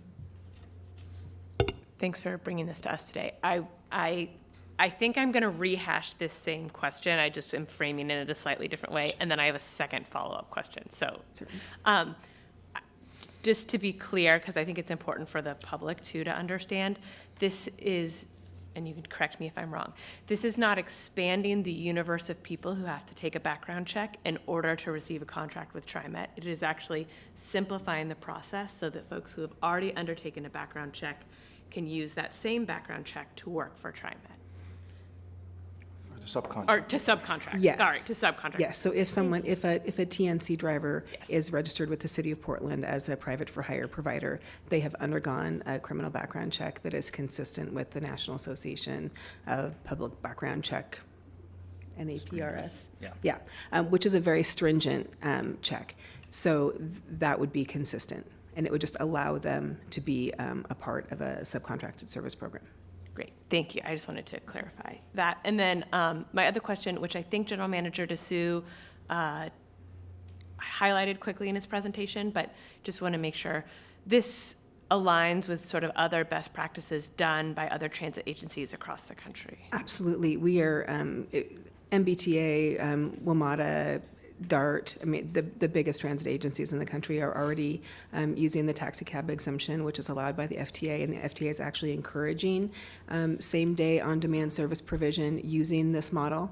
So we feel strongly that because riders can opt into this level of service, not only does it reflect President Gonzalez, what you asked us to be innovative in October when we were coming to you with an unleaded fuel plan. 28% of the TNC drivers in Portland drive electric vehicles, and 32% drive hybrid vehicles. So that gets us 60% of their fleets are green. And those are vehicles that we would be using in service in shared rides to our riders at a lower cost. So we take a bunch of those deliverables of cleaner service, better service, lower cost service, and same-day service. Right now, our riders have to book their trips up to 3 days in advance. So if your friend calls you today and wants to have lunch, you can't do it. You have to wait until tomorrow. And that's just an experience that the rest of our riders don't have. So this would give us the opportunity to expand that to them. I see CAT Committee Chair Campbell nodding in the background at same-day service. So thank you for your answers. Director Kim? Thank you. I look forward to supporting this resolution. But I will just comment on the potential incorrect perception of TriMet Board, moving away with this fingerprint-based criminal record background check. But I'm a big fan of us being consistent with the rest of the jurisdictions and innovative to us, yes, absolutely. But, taking a step back, now we're on par with the rest of the world. And so I really look forward to removing this particular burden, getting us closer to other goals we have. So thank you. And I'll take the opportunity to express my pleasure, my gratitude in seeing us take this step.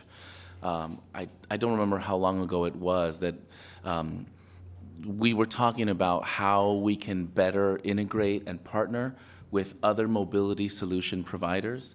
I have said for the longest time, I think our public is best served when TriMet is not only focused on its own fleet, but actually begins to lean into talking about mobility solutions at large. And this is a step in that direction. And so for great clarity for the public, whether it's Lyft with an I or Lyft with a Y, we're sort of expanding the potential universe of solutions for our providers, and it's coming with the same point of origin. Where you order a ride, you now have greater options. I want to emphasize something here because we're not changing the threshold of safety for our Lyft with an I providers, but we're now inviting a whole cohort of paratransit providers, Lyft with a Y, Ubers, and anyone else that comes online to be able to join that. Now, I heard it's an opt-in, and if I understand correctly, please, for the sake of public, correct me if I'm wrong, it's the user, the rider, that opts into this program. Yes. So if you use the paratransit service today, rest assured, you're getting Lyft with an I and the fingerprint background coming to serve you. And if you would like to, you can now opt into expanding that universe so that you get the Uber and the Lyft with a Y. And is it all the Uber and Lyft providers that would come into this, or do they opt into this sort of program as well? No, so if someone is an authorized transportation network provider in the city of Portland, and we have a contract with their parent company, then they would be, any of their operator partners would be eligible to provide service to the riders who opt in. If I'm an Uber driver today and my phone pings me with, you've got a new assignment, do they know at that stage if it's someone coming through the TriMet pipeline from the paratransit service, or if it's someone sort of just using their app? They don't right now because we don't have the agreement in place and the structure in place, but they will when we have that agreement in place. Yes. Thank you. I look forward to seeing how this evolves, and it is an evolving trend. All of this getting to par with other agencies is very, very new. The FTA, I think, was earlier this year that really announced this. So I'm really excited to see us doing this. I'm really excited to see us partnering with some private sector providers for the sake of the public. And my hope is that this not only expands service, but also expands our working relationship with some of these paratransit providers. I see it as a step in a great direction. I look forward to supporting this. And I don't see any other comments or anyone raising hands on the board side, so we're going to go ahead and move into a vote. Let's see here. All of those in favor of approving Resolution 23-12-64, please do so now by saying aye. Aye. Aye. Aye. All opposed? Any abstentions? Well, motion carries unanimously. Thank you once again. I'm just staying for one more. Fantastic. So next, we have Resolution 23-12-65, authorizing the amendment of the Committee on Accessible Transportation, CAT, and their bylaws. Mr. General Manager, your comments, please. Thanks, President Gonzalez and members of the board. Thank you, Arlene, for that presentation.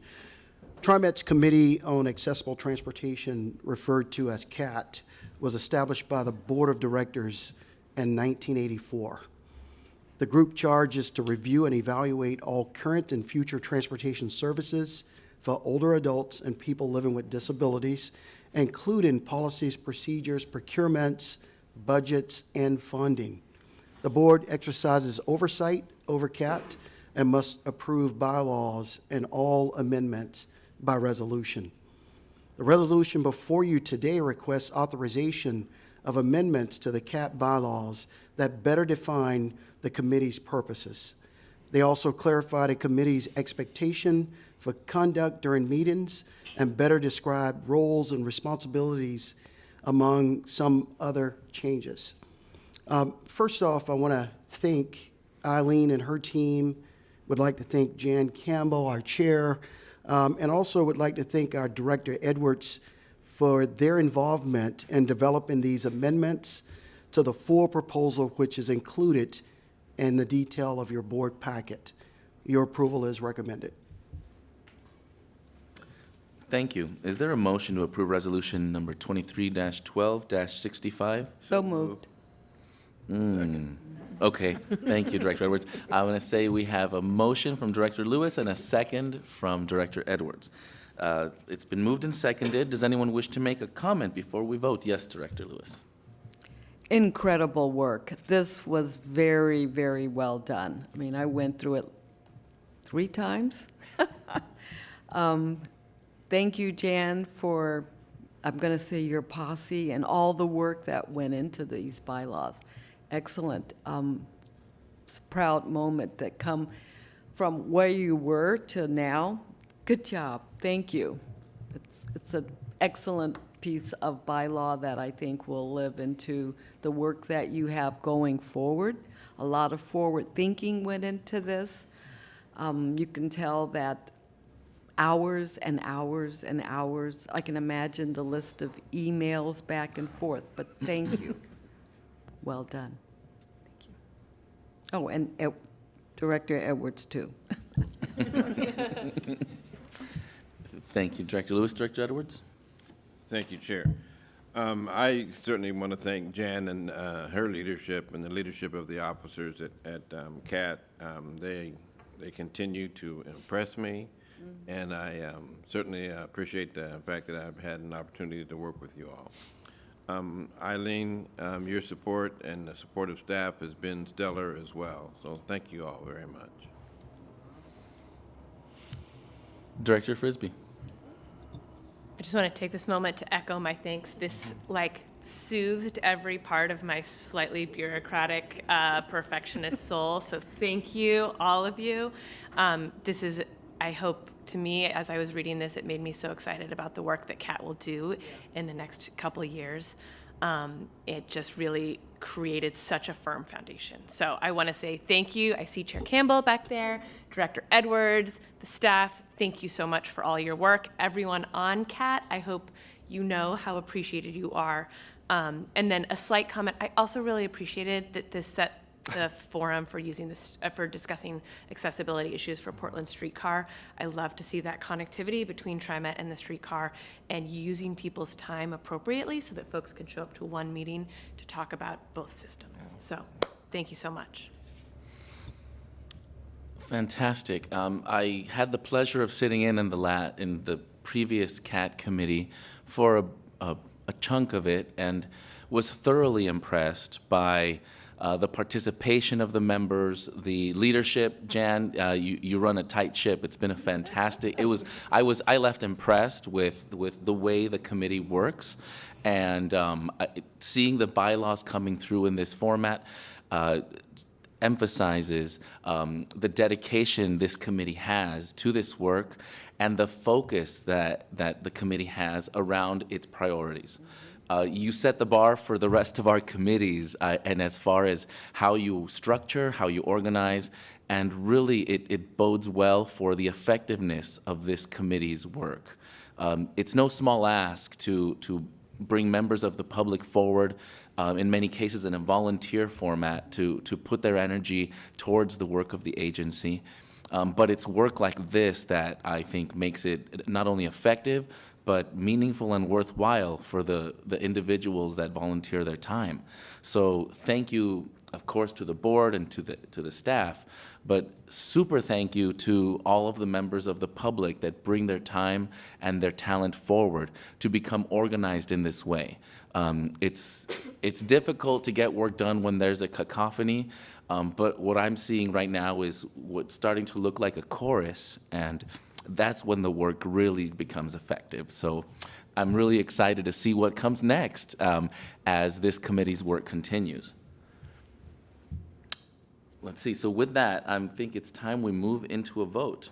All of those in favor of approving resolution number 23-12-65, please do so now by saying aye. Aye. Aye. All opposed? Any abstentions? Well, we have a unanimous approval. Fantastic. Thank you so much. Keep up the good work, Kat. All right. Next, we're moving right along. I think we're just going to continue. I know we're going to be losing a board member here at noon, was it? Thank you. Let's see what we can accomplish before you've got to go, Director Frisbee. Next, we have resolution number 23-12-66, authorizing a contract modification with Stacy and Whitbeck Incorporated for construction manager, general contractor, CMGC services for the Banfield Track Rehabilitation Project. Mr. General Manager, your comments. President Gonzalez, members of the board, as TriMet shuts down parts of the MAC system for the Better Red project coming up in January, as I mentioned in my report, we're also tackling other projects to lessen future disruptions to passengers. So the upcoming 6-week shutdown includes TriMet's oldest and highest speed light rail corridor along the Banfield, or what is more commonly referred to as I-84. Up to half of the 39-year-old timber ties in the stretch between Gateway Transit Center and the Lloyd Center stations need to be replaced within the next few years. In addition, we also need to replace sections of curve track and associated components. So Stacy and Whitbeck, an experienced and specialized trike contractor, was selected by the board last June as the project's CMGC. They are also expecting to complete as much of the work as possible during the upcoming Better Red disruption. The resolution before you today requests board authorization for a contract modification for construction services in the amount of $8.2 million, plus a $400,000 for possible change orders. With pre-construction services, that brings the total contract authority to about $8.75 million. The amount is included in Maintenance Operations Division FY24 budget. Stacy and Whitbeck has about 865 employees. Roughly 30% are minority, 15% are female. The firm plans to use Oregon-certified small business contractors for about 10% of the work, and I recommend your approval. Thank you. Is there a motion to approve resolution number 23-12-66? So moved, Kim. Thank you, Director Kim. Do we have a second? Second. Thank you, Director Lewis. Does anyone wish to make comments or raise questions before we move to a vote? And just quick sanity check, we're still at quorum. I know Director Frisbee stepped out momentarily. Okay. She's coming back. She's coming back? Oh, thank you. I see you behind the screen now. Thank you. I was just offering the opportunity for comments or questions. We've been moved and seconded. Okay. Well, exciting. I certainly hope we're able to accomplish a lot of work during the closure. I know it's a big deal. So all of those in favor of approving resolution number 23-12-66, please do so now by saying aye. Aye. Aye. All opposed? Any abstentions? Motion carries. Thank you. Thank you. Okay. And now we're moving into resolution number 23-12-67, authorizing the contracts with CBM Systems LLC, Columbia Pressure Washing LLC, and DeMack and Associates Clean LLC for custodial goods and services in 5 regions. Mr. General Manager, your comments, please. President Gonzalez and members of the board, TriMet contracts for custodial service in our office spaces, our break rooms, layover areas, and transit centers. The services are divided among 5 geographic regions. Our contract expired yesterday, but the work was already underway to identify contractors to fill these roles. For the needed services, TriMet looked at ways to increase opportunities for small businesses and disadvantaged business enterprise. We began the process by contacting more than 20 COVID-certified firms. When we say COVID, we're referring to the Oregon Certification Office for Business Inclusion and Diversity.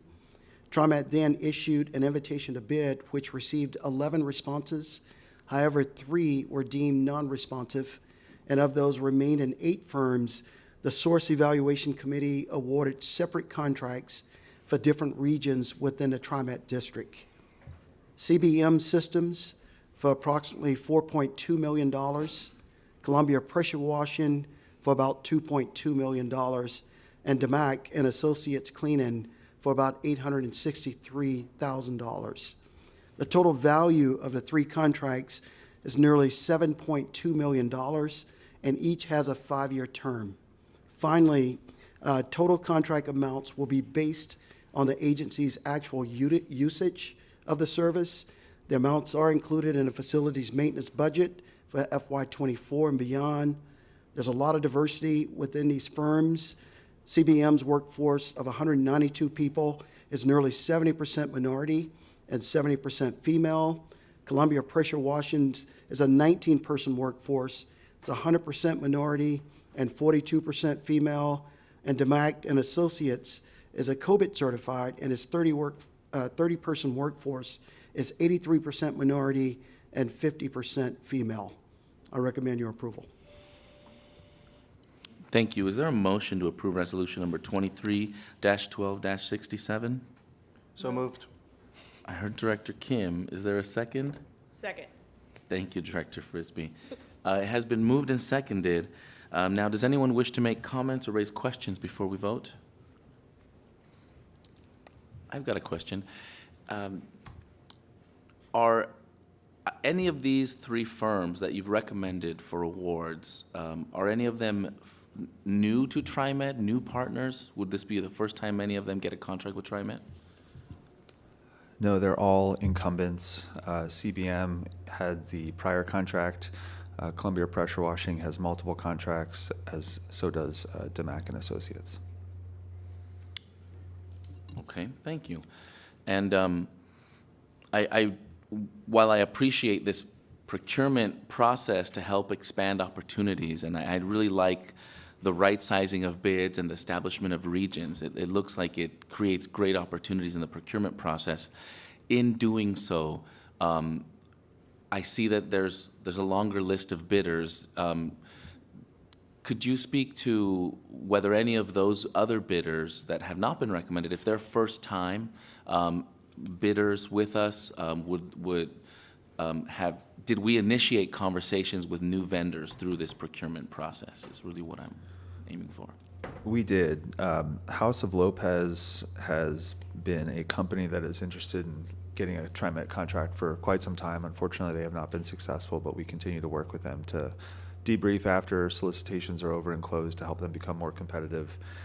The other companies are all new as well. So, we've done a lot of outreach with PBDG, NAMAC, Latino Build, and OWAMI to try to garner interest. And a lot of these firms are new companies that are looking to do business with TriMet. Mm-hmm. I'm glad to hear that. And I highly encourage those bidders and those that are new to TriMet, even if you weren't successful this time in the bid, to take advantage of Lester and his team's debriefs, to learn how to leverage this experience for future bidding opportunities. as someone who's done business with government, it takes a lot of cracks at the bat many times, and while it's time-consuming and can be a little bit frustrating at times, getting through that threshold is a vital step in building that relationship with your agency. So please, do not be discouraged, and we'd love to see you continuing to bid and trying to do business with TriMet. Clearly, there's a lot of work to be done, not just in this cycle, but subsequently. So thanks for your outreach and your effort in this procurement process. Yes, Director Kim? On that topic, I'll just make an additional comment. I mean, as a sort of a newer, smaller shop, it would be practically impossible for them to have a responsive bid. I mean, I can't fathom how they would know, although, you know, for those experienced, so straightforward, right? It was not responsive, so we crossed those three off. I don't know the stories, but hopefully our staff can look into the next 5 to 10 years and hoping that we can coach them in a way, although that's not our main job description, so that those folks can hopefully have at least a responsive bid, so that we can consider in the future. Thank you. Thank you, Director Kim. Anyone else? All right, seeing no other board comments, I'd like to go ahead and bring us to the vote. All of those in favor of approving Resolution 23-12-67, please do so now by saying aye. Aye. Aye. All opposed? Any abstentions? Yeah, aye. Thank you, Director Edwards. Sounds like we've got a passed resolution unanimously. Thank you very much. Correction, almost you meant. I abstained. Oh, I thought you said aye. No, I abstained. Oh, you abstained. Yeah. Oh, pardon me. Correction for the record, we had one abstention, and that was Director Edwards. It was not a unanimous pass. Did you get that? Thank you. Thank you, General Counsel. All right. Next, we have a resolution number 23-12-68, authorizing a contract with Stacy & Whitbeck Incorporated for construction services for the Willamette Shoreline Trestle Repair and Nebraska Street Crossing Replacement Project. Mr. General Manager, your comments, please. President Gonzalez, members of the board, the Willamette Shoreline Railroad right-of-way corridor is owned by the Willamette Shoreline Consortium, which consists of 4 partners, the cities of Lake Oswego, Portland, Metro, and TriMet. The right-of-way corridor is used by the Willamette Trolley, which travels between Portland's south waterfront and Lake Oswego. Within the consortium, TriMet's responsibility includes providing routine inspections along the corridor and evaluating, among other things, the structural integrity of wooden trestles. TriMet also oversees the implementation of solutions. These ongoing efforts preserve and maintain the infrastructure for the possibility of future transit use. Inspection of the trestle in 2020 identified new repairs necessary for the 3 trestles in order to maintain safe operations. As a result of that discovery, TriMet suspended trolley operations that passed over the trestles until the repairs could be completed.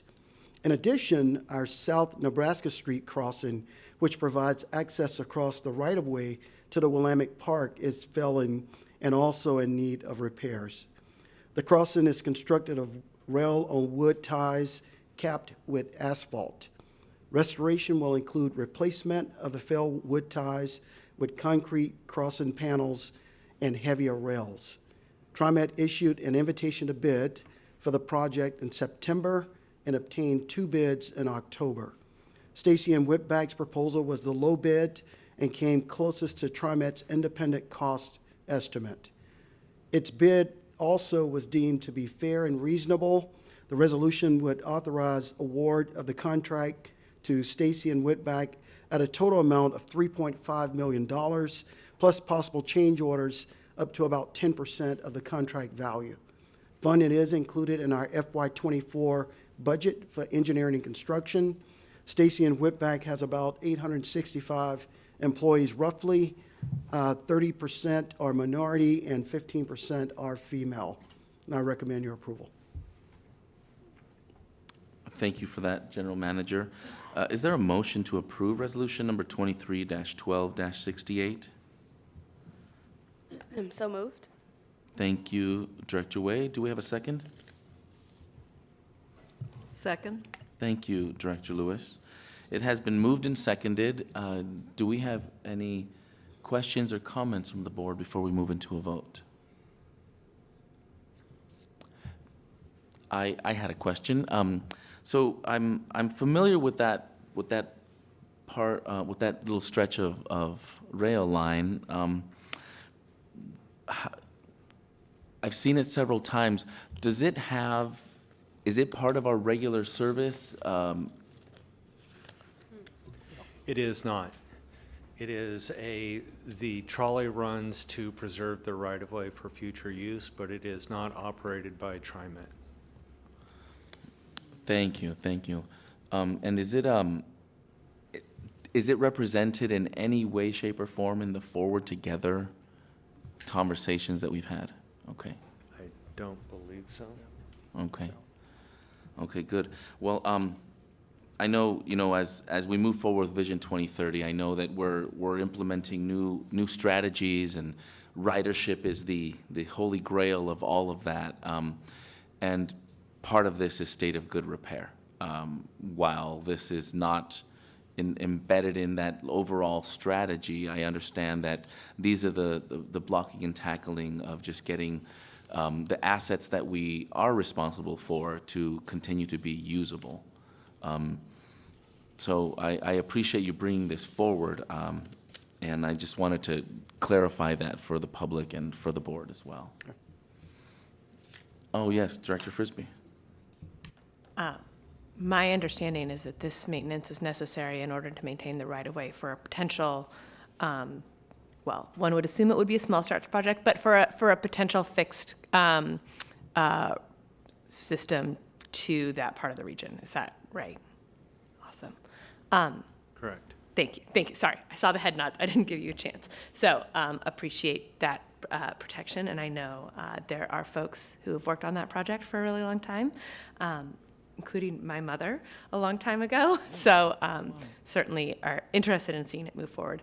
I'll just let the board know I will abstain from this vote as the funding comes from a federal earmark, which my boss helped secure. So I will abstain from this, but appreciate the work going on to hopefully make one day that access and connectivity a possibility. Thank you. Anyone else? Okay, well, with that, I'd like to move us to a vote. All of those in favor of approving Resolution 23-12-68, please do so at this time by saying aye. Aye. Aye. Any opposed? Any abstentions? Abstain. Thank you. I appreciate you saying abstain. I was slightly confused with the aye. I just thought you were coming in later. Pardon me. So with that, we have passage of Resolution 23-12-68 with one abstention. Thank you. Okay. And I really appreciate the tenacity of the board. I know that we've been plowing through these, and we're getting through a lot of business today. Now, for the next resolution, which is resolution number 23-12-69, I am going to pause the meeting of general business so that the board may convene as the TriMet Contract Review Board, the TCRB. So now, as TCRB, Oregon Public Contracting Law and our TCRB rules allow the board, in its role as the TCRB, to exempt a contract procurement from the low bid process so that the agency may consider factors other than price in the awarding of a contract. Resolution number 23-12-69 is requesting the TCRB to authorize a class exemption for on-call building and site maintenance, repairs, and improvement services. Mr. General Manager, your comments, please. President Gonzalez, members of the board, members of the TriMet Contract Review Board. Let me correct myself here. TriMet has contracted with several firms in recent years to provide on-call building and site maintenance services at facilities across the 533 square mile service district that we serve. Traditionally, there are smaller projects and have been classified as maintenance and repair services. Staff believes that they are better classified as public improvements because they often can include extensive work. This resolution seeks authorization for a class exemption from low bid requirements that would allow a best value solicitation for contractors to perform on-call maintenance and repair projects at various TriMet facilities. This would allow TriMet to conduct a solicitation for the services exclusively for contractors certified by Oregon Certification Office for Business Inclusion and Diversity, or COBIT. The services provided under the contract would include building and site maintenance, repairs, and improvements of TriMet-owned or leased properties. The disciplines required for this work includes carpentry, drywall, flooring, painting, masonry, plumbing, and other construction services. The estimate costs for the various projects would range from $5,000 to a maximum of $800,000.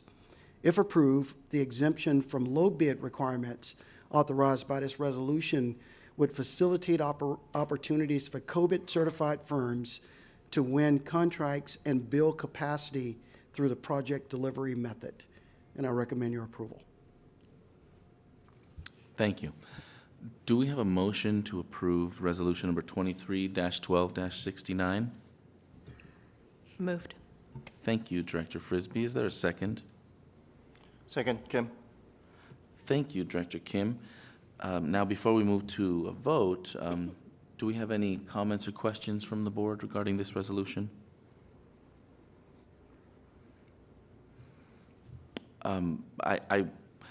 For the sake of building momentum in this work, I know that we've seen you come to the board and ask for TCRB approval on exemptions now a couple of times, and while I'm excited to see what opportunities it can present, I'd love if you could share some thoughts, Les, on what you hope to accomplish in going through this procurement pathway. Absolutely, thank you. President Gonzalez, members of the board, Les Spittler, Director of Procurement and Supply Chain Management. Small businesses, and especially those certified by COBID, face a lot of challenges when competing with larger non-certified firms. They don't have the generational wealth, they don't have the access to capital, they don't have the staffing and the experience. And so by creating these small business set-asides, we are removing barriers to entry. We're limiting the competition so that these COBID firms are only competing against themselves. And this particular exemption allows for an on-call contract whereby the companies that are awarded will get experience doing multiple projects for TriMet, working for Jeremy's team in facilities management. Thereby, at the end of that 5-year term, they will not only have that experience, they'll know the administrative and technical requirements of doing work for TriMet, and they'll be that much more prepared to compete on the open market against non-certified firms in the future. So building capacity, removing barriers are two values at the core of this resolution and at the core of a lot of what we do. The state of Oregon recently completed a disparity study. That disparity study resulted in substantial disparities between companies that exist and the work that they get from state agencies.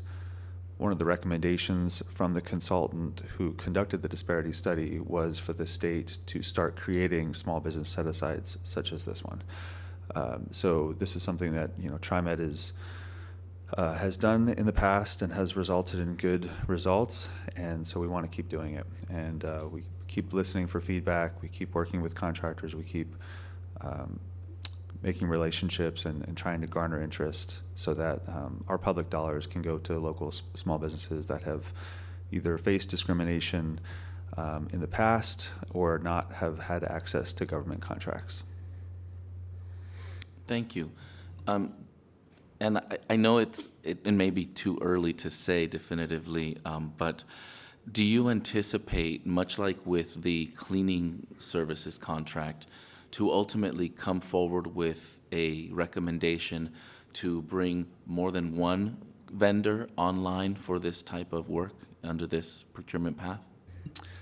So we do intend to make multiple awards. That is obviously based on the number of responses that we receive. I'm not certain, based on the number of awards, that each of those contracts will be over $1 million. And so if they're less than $1 million, the board would see those awards via the monthly delegated authority report instead of a resolution for the specific awards that you've seen for the custodial contracts. Thank you. I'm encouraged to hear that, and I would hope our vendors in the region are encouraged to hear that. It could potentially yield more than one vendor to be brought forward. And I would say, even if you ultimately do end up bringing forward multiple vendors and it all goes under the 1 million, for the sake of closure on this process, I would be interested if you could at least bring back information on whether you did ultimately end up getting enough vendors, and even if it's below the 1 million, just to let us know that this procurement channel did yield that type of result. Sounds good. I'd appreciate that. Thank you. Yes, Director Kim? Yeah, I was going to make this comment, but I really love what we're doing with opening up this board and having this unique setup to make a difference that we didn't have to, right? We didn't have to. So long as, moving forward, so long as Shelley's team deemed this process legally sufficient, I would love to see more of these. So thank you for all you do. Thank you. And I'll take the opportunity to add, this procurement pathway relies on a unique approach when it comes to outreach. And that's a more time and labor sensitive kind of haul for your procurement team. So in addition to you bringing these creative approaches forward, I also appreciate the work of you and staff to get out in the community, show your face, shake some hands, make the kind of relationships necessary so that our vendors are willing to, the new vendors especially, are willing to actually come forward and answer that call. It's a two-way street, and much like we have seen with some of our key DBEs that are now doing tremendous business with us, none of that work today would have been possible without that outreach and encouragement, frankly, early on. So I hope we do get some great response. I hope this brings some new vendors forward that 5 years from now are names that we are familiar with because the contracts are such that we have to bring them to the board for approvals. Very encouraging. And yeah, we don't have to do the work, but in today's market, we're having to, what I call, prime the pump of our supply chain. And this kind of work does exactly that. So I appreciate that. Yes, of course. Director Wade. And to write on that, what President Gonzalez was saying, I also really just appreciate this different approach and creativity, and your team really going out to the communities with these subcontractors who are COVID to really get their take on what are the barriers and challenges that they're facing. So thank you for this work. Because you mentioned the state's also approach with this and also minimizing barriers, I think it would be great for us at some point to also present our findings and hopefully highlight some successes back to the legislature so that they can also glean from what is working well on the ground and what we're doing as TriMet to really diversify the contracts that we're awarding. So thank you. All right, good stuff. I see no other hands raised by the board, so I'm going to move us to a vote. All of those in favor of approving resolution number 23-12-69, please do so now by saying aye. Aye. Aye. Opposed? Any abstentions? Motion carries. Thank you very much. We look forward to hearing how this goes. All right. We're rounding third base, fellow board members and public. Now, I'd like to see, now that we've done the vote as TCRB, it's time for us to adjourn our TCRB and resume the TriMet, and reconvene as TriMet Board of Directors for the balance of the meeting. So, changing of hats taking place. All right, now I'd like to bring forward ordinance number 376 for its first reading and public hearing. We are going to consider TriMet's annual housekeeping ordinance required to reconnect TriMet's definition of net earnings from self-employment in the TriMet Code, Chapter 14, with the definition of the federal tax code. Today, we will have a public hearing on ordinance number 376, and then we will have the second reading of the ordinance and the vote during our January board meeting. And first, I would like to ask General Counsel Shelley Devine to read the ordinance by title only. Thank you, President Gonzalez. Ordinance number 376 of the Tri-County Metropolitan Transportation District of Oregon, amending Chapter 14 of the TriMet Code to revise the definition of net earnings from self-employment. As you noted, this is the first reading and public hearing. Thank you, General Counsel Devine. Now, before we have the public hearing on ordinance number 376, Mr. General Manager, do you have any comments about this ordinance? Thanks, President Gonzalez and members of the board. This is procedural. It's an annual housekeeping item. It reconnects TriMet's code to the federal tax code, providing clarity for taxpayers and the IRS. So, thank you. Thank you, General Manager Dessou. Does the board have any questions or comments before we hold a public hearing? No. Okay. So, thusly, we begin the public hearing on ordinance number 376. Are there any witnesses who would like to testify on ordinance number 376?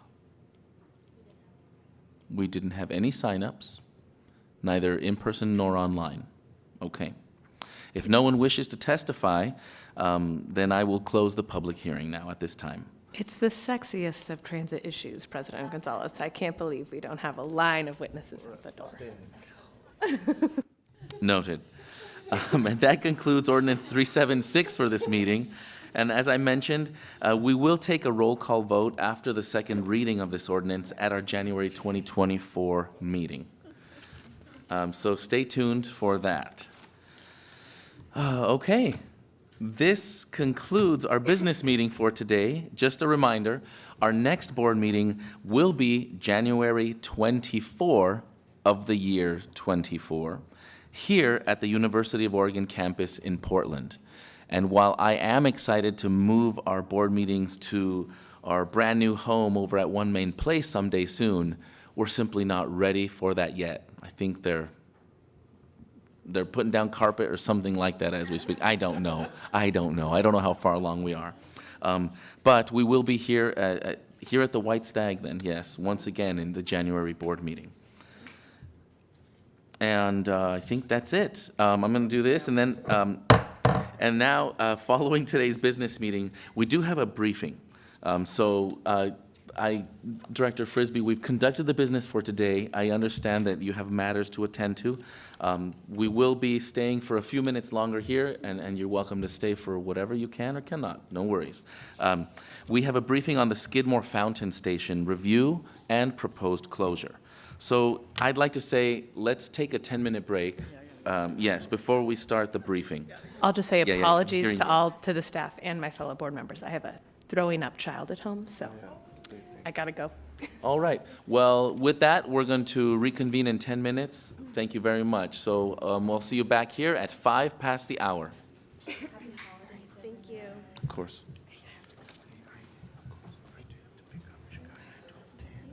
We'll be done by then. Yeah, we should be done.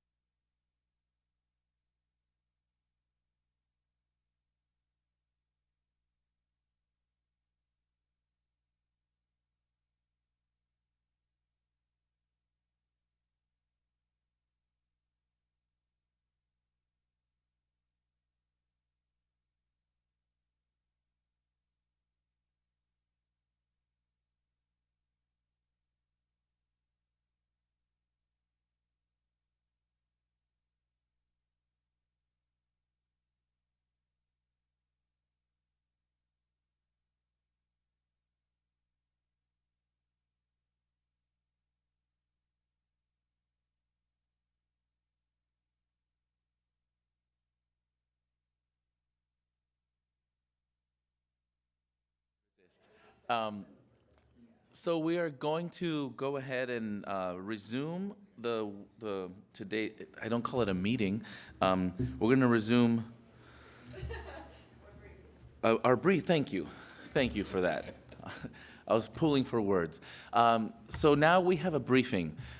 We did have a few board members that have some things that they must attend to, and fortunately, we've taken care of the business for the day. So for the sake of making sure that we and the public get to hear about this, we're going to move forward with today's briefing.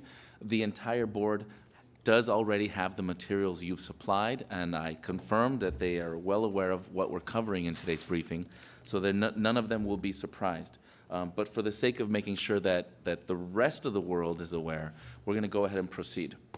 We've done the break. Here we go. We've got this item concerning the future of the Skidmore Fountain Max Station. And Director Lewis will be right back. Oh, good. Oh, good. You're within earshot. Please, Mr. General Manager, break us open. Thank you, President Gonzalez and members of the board. About 4.5 years ago, TriMet board directors at the time voted to make MAX service in downtown Portland more efficient with the closure of 3 stations. A decision about closing a 4th station, the Skidmore Fountain MAX station, was essentially delayed and was to be reevaluated in 2022. The pandemic pushed out our timeline for revisiting the closure, but as ridership at the station and development around it have not improved. And we wanted to revisit the closure now with you. So Executive Director of Public Affairs, J.C. Vanetta, and Senior Planner Grant O'Connell are here to now provide an update and the strategy for moving forward with the closure. So, J.C., I'll just turn it over to you. Thank you, General Manager Dessou. And board members, Chair Gonzalez, we are really reopening this conversation around the closing of Skidmore Fountain Station. And we have begun conversations out there with some of the key folks in the community. But what we wanted to do is we wanted to bring this to you first off because you had asked to revisit this at some point in time when it was appropriate. And we do think that now is the appropriate time, but that also in January, we will begin our re-engaging the public around the closure of this station to get their thoughts and feelings as we approach, and then we'll also map out a timeline of when we plan on bringing it before you to take further action. And without that, I'll pass it over to Grant O'Connell. I just also want to say thank you to Grant, who has been leading this effort on the station optimization. He's just done an amazing job for us and really listening to all of the voices around the table and making sure they're heard as we undertake this effort. Thank you. Thank you, JC. Thank you, General Manager Dessou and the TriMet Board. Thank you for having me today. This presentation, the first part of it will be a refresher for some, but then we'll move into some new information since the 2018-2019 effort. But I always like to start with this slide because it, in the most succinct terms, helps illustrate the issue that we look at under this project. As you can read by the customer comment that we received via the SIP process, some folks, particularly this comment's oriented around Pioneer Square, where someone may transfer from the blue and red to the orange line, and there were at the time 2 stations within 2 blocks of each other. But that really prompted us to take a comprehensive look at MAX service throughout downtown. Next slide, please. So you see here kind of a quick snapshot, a way to break up the red and blue alignment from Sunset all the way through to Gateway, kind of in 3 distinct chunks, and you get a quick example of what that experience is like for our riders. Traveling from Sunset, they can get all the way into Portland for over 5 miles with just 3 stations in 9 minutes. And similarly, coming in from the east side, from Gateway, traveling about 5 miles into downtown, or at least the Lloyd District, it takes only 5 stations, takes 11 minutes. But to get through the central core of Portland, only 3 miles, requires stopping at 10 station, and takes 21 minutes now with the closure of the 2 stations. but we wanted to take another look at that question mark there, the Skidmore Fountain Station. This is the light rail system. It's important to remember it was designed starting in the late 70s, and I think we would all agree that we would build it a little bit differently today if we were starting from scratch. Next slide, please. So in thinking about that, before the Silicon Forest explosion on the west side, the central business district of downtown Portland was the largest concentration of employment in our metro area. And so in that thinking in the 1970s, the light rail system began to be designed around that to get people from close-in neighborhoods or suburban cities into the central business district. But moving forward, now with the explosion of jobs out on the west side, we find ourselves trying to adapt to both still serving that central business district, but also connecting the inner residential areas of Portland with those new working wage, very good wage jobs out on the west side, while still also serving the central business district. Most importantly, next slide, please. In the past 15 to 20 years, there's been a huge sea change in the demographics of where people live.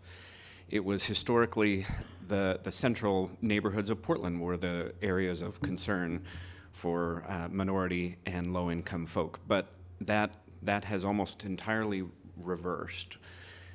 It has become so desirable to live in the urban core of Portland that that has pushed out marginalized populations out into the suburbs. So we face this challenge where some of those who need our services the most are then the furthest away from the jobs that we need to try to get them to. Next slide, please. There's an inherent trade-off within service planning about how we plan light rail or even bus service, where we want to both be convenient but also fast. And so this is just a quick primer of how we think about stop spacing, and I know those who've worked on the Division Transit Project are familiar with these concepts.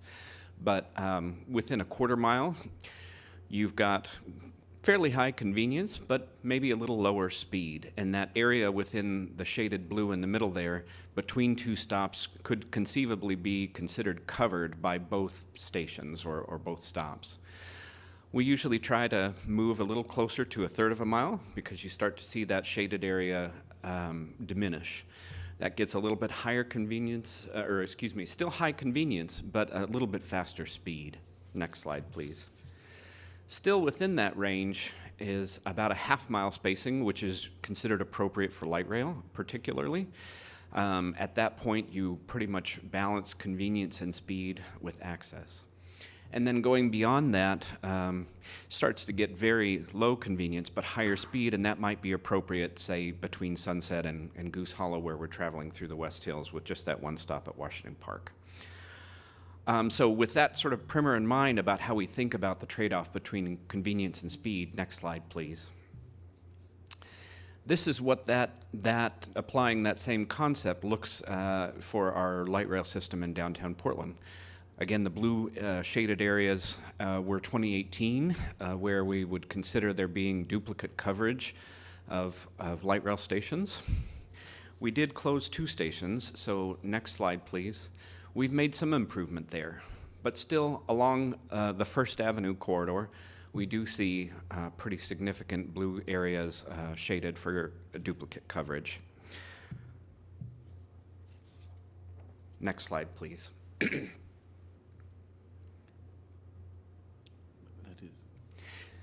So our primary focus, I'm sorry, go back one, thank you.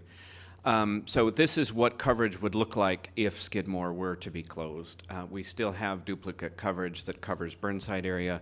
If we even think about it as we stand here in this building, one corner of it touches the Skidmore Fountain Station, the other corner of it touches Cooch Street, and by that point, you're already 1 block to the other station.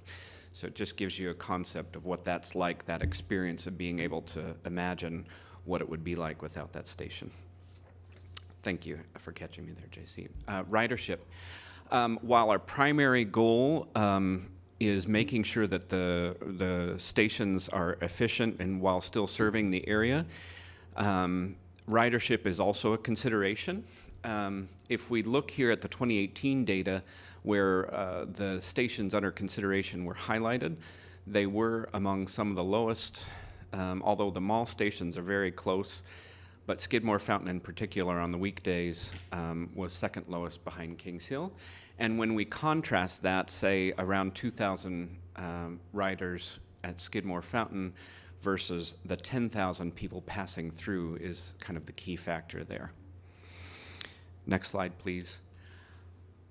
This would allow us to save 2.5 minutes throughout downtown. Now we've already realized about 1 minute and 40 seconds of travel time savings, so we're more than 2/3 of our way there. But adding Skidmore Fountain in would bring us to that 2.5 minutes. Now I want to highlight two concepts because that number can seem small. When you think about the number of trains that pass through downtown Portland and you multiply that number by that time, you get well over 2 to 3 hours worth of operational time savings across the system. Also, the cumulative number of that 10,000 people traveling through, you can give that back to their individual lives. So that number quickly multiplies, though it may seem small. But I would also highlight, imagine that feeling of being stuck in traffic. A lot of times some of our point of view is reference. Our concept of time is often determined by how we perceive it. 2.5 minutes sitting at a light rail station when you've just served 1-2 blocks back can feel like a very long time, like when you're sitting in traffic in car. Next slide, please. So we did in 2018 and 2019 do extensive outreach and engagement, and JC has maybe some further notes on that. I would just say it was quite extensive, and if you were on the board, then you also probably heard from the community as well, and that's why the board did say to put it off and revisit it after some time, and obviously COVID has influenced that decision timeline, and again, that's why we're here. But we have done a lot of outreach in the past, and we will begin picking that up here in January. Thank you. Next slide, please. We did in 2018 also do a survey of onboard and affected riders, and the results of which are there. Over 63% either were neutral or strongly agreed with going ahead and closing the station at that time. Next slide, please. So as JC mentioned, 2018-2019 outcomes. Kings Hill was closed on a trial basis. We went ahead and made that permanent. The mall stations were closed permanently directly at that time. Skidmore was deferred. We wanted to look at ridership, different development issue that was planned or considered around the station, as well as safety and security issues. We also then, in the interim, have been actively involved with Multnomah County's Burnside Bridge project, which would, be directly above the station. And so we've sat in on all of those conversations with the Burnside Bridge, both for our own operations on the bus above, but also what that would mean for the light rail below. So now we're kind of pivoting to talk about what has happened in the interim since that 2018 and 2019 effort. So since then, this is a current snapshot of the ridership of the downtown stations on the red and blue alignment. Skidmore Fountain remains second lowest among its peers. Next slide, please. Another way to look at it is if you consider that, as we do with Forward Together, that we were in this new normal and the pandemic was the low point. How are things trending backwards towards whatever that new normal is? This looks at how each station has grown back from the pandemic low. Again, Skidmore Fountain is at the second lowest among its peers. It's a different conversation, but I found the fascination of what's going on with Goose Hollow, Kings Hill, that it's already exceeded pre-pandemic lows, but that's a fun topic for another conversation. Development and construction. No new development has occurred since 2019. The development that was in discussion at that time has not occurred. Multnomah County is also anticipated to need for us to close the station for 5 years during construction, whether or not we close it permanently. So in effect, we would have 5 years of closure at a minimum for that project. Now, there's a separate question that begs about whether we operate through. If anybody really needs to know that, the current thinking is we would only have to actually entirely not operate light rail under the bridge at all for only 5 weeks, but the station itself would have to be closed for a full 5 years. And I would also just note around the development of this area, U of O has pulled out of this area. They no longer are here. They've actually moved or will be moving most of it to their new campus. Airbnb had a large presence here, and a lot of those folks are working from home. So it has not, what once used to be there. Oh, go ahead. You have the numbers. Yeah, Airbnb has actually closed that office entirely, and they laid off all those employees in May 2020. Mercy Corps has approximately 190 employees at their building, but they are 100% remote work policy, and they don't know if or when that will ever change. And then, of course, U of O is relocating to the Concordia campus next fall. So on this conclusion slide, we talk about the downtown stations have significant duplication.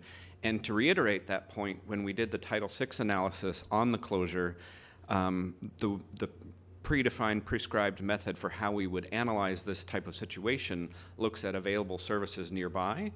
And so with that only 2-block distance, it was determined that there essentially was no impact because there's an available service nearby under the prescribed method of calculating the Title VI impact. So I think that underscores the point of how close the downtown stations are. So we will be going ahead and taking this conversation out to the public starting January 10th alongside our annual service plan outreach that we will be doing. And then, so next slide, please. I think that'll help illustrate the, yes.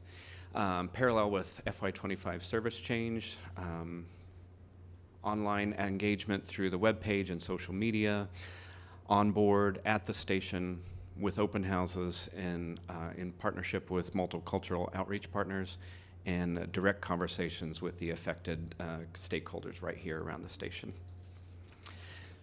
So beyond that, so that's that first slot on the timeline there. We've got community engagement. Then we would bring that information that was gathered as part of that outreach back to the board in March, and then a first board reading and public hearing in April, second reading in May, and then provided that the board approves closure, we could close as early as September 1, 2025, noting also that the Burnside Bridge construction, the public date for closure for beginning construction is also in 2025.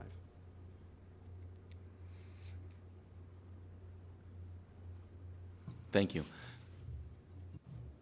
Glad to hear you're going to be going back out to our community partners. Curious to see what their sentiments are at this time. When you do arrive, if and when you arrive to that moment of physical closure, is it going to be kind of like the way the Kings Hill station is now, where it's a sign and you could kind of see the relics of the stop, or is this like you erase the infrastructure and it looks like there wasn't a stop there? How do you foresee that going? That is a bit of an ongoing conversation with the capital project to do that, but Skidmore is a bit more unique that at this station, the bridge actually performs the function of a shelter, so there are no shelters, so there's less amenities to remove. But we already have an active project in this situation versus 2018, 2019, so we can actually get that going a little bit sooner than we did then, because we didn't want to get out ahead of the decision to close at that time, so the project couldn't really kick off until then, but now we already do have an active project, so it is our intention to try to be more clear and more clean with that change. Sure. Yeah. I see this as a really opportune moment to just bring the interest of our community forward in this whole revitalized downtown effort.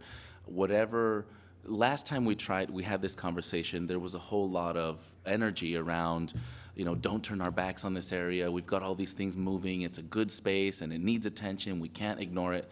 Now, in today's temperament, I think this is a good opportunity to say, you know, the direction, TriMet's going in a certain direction.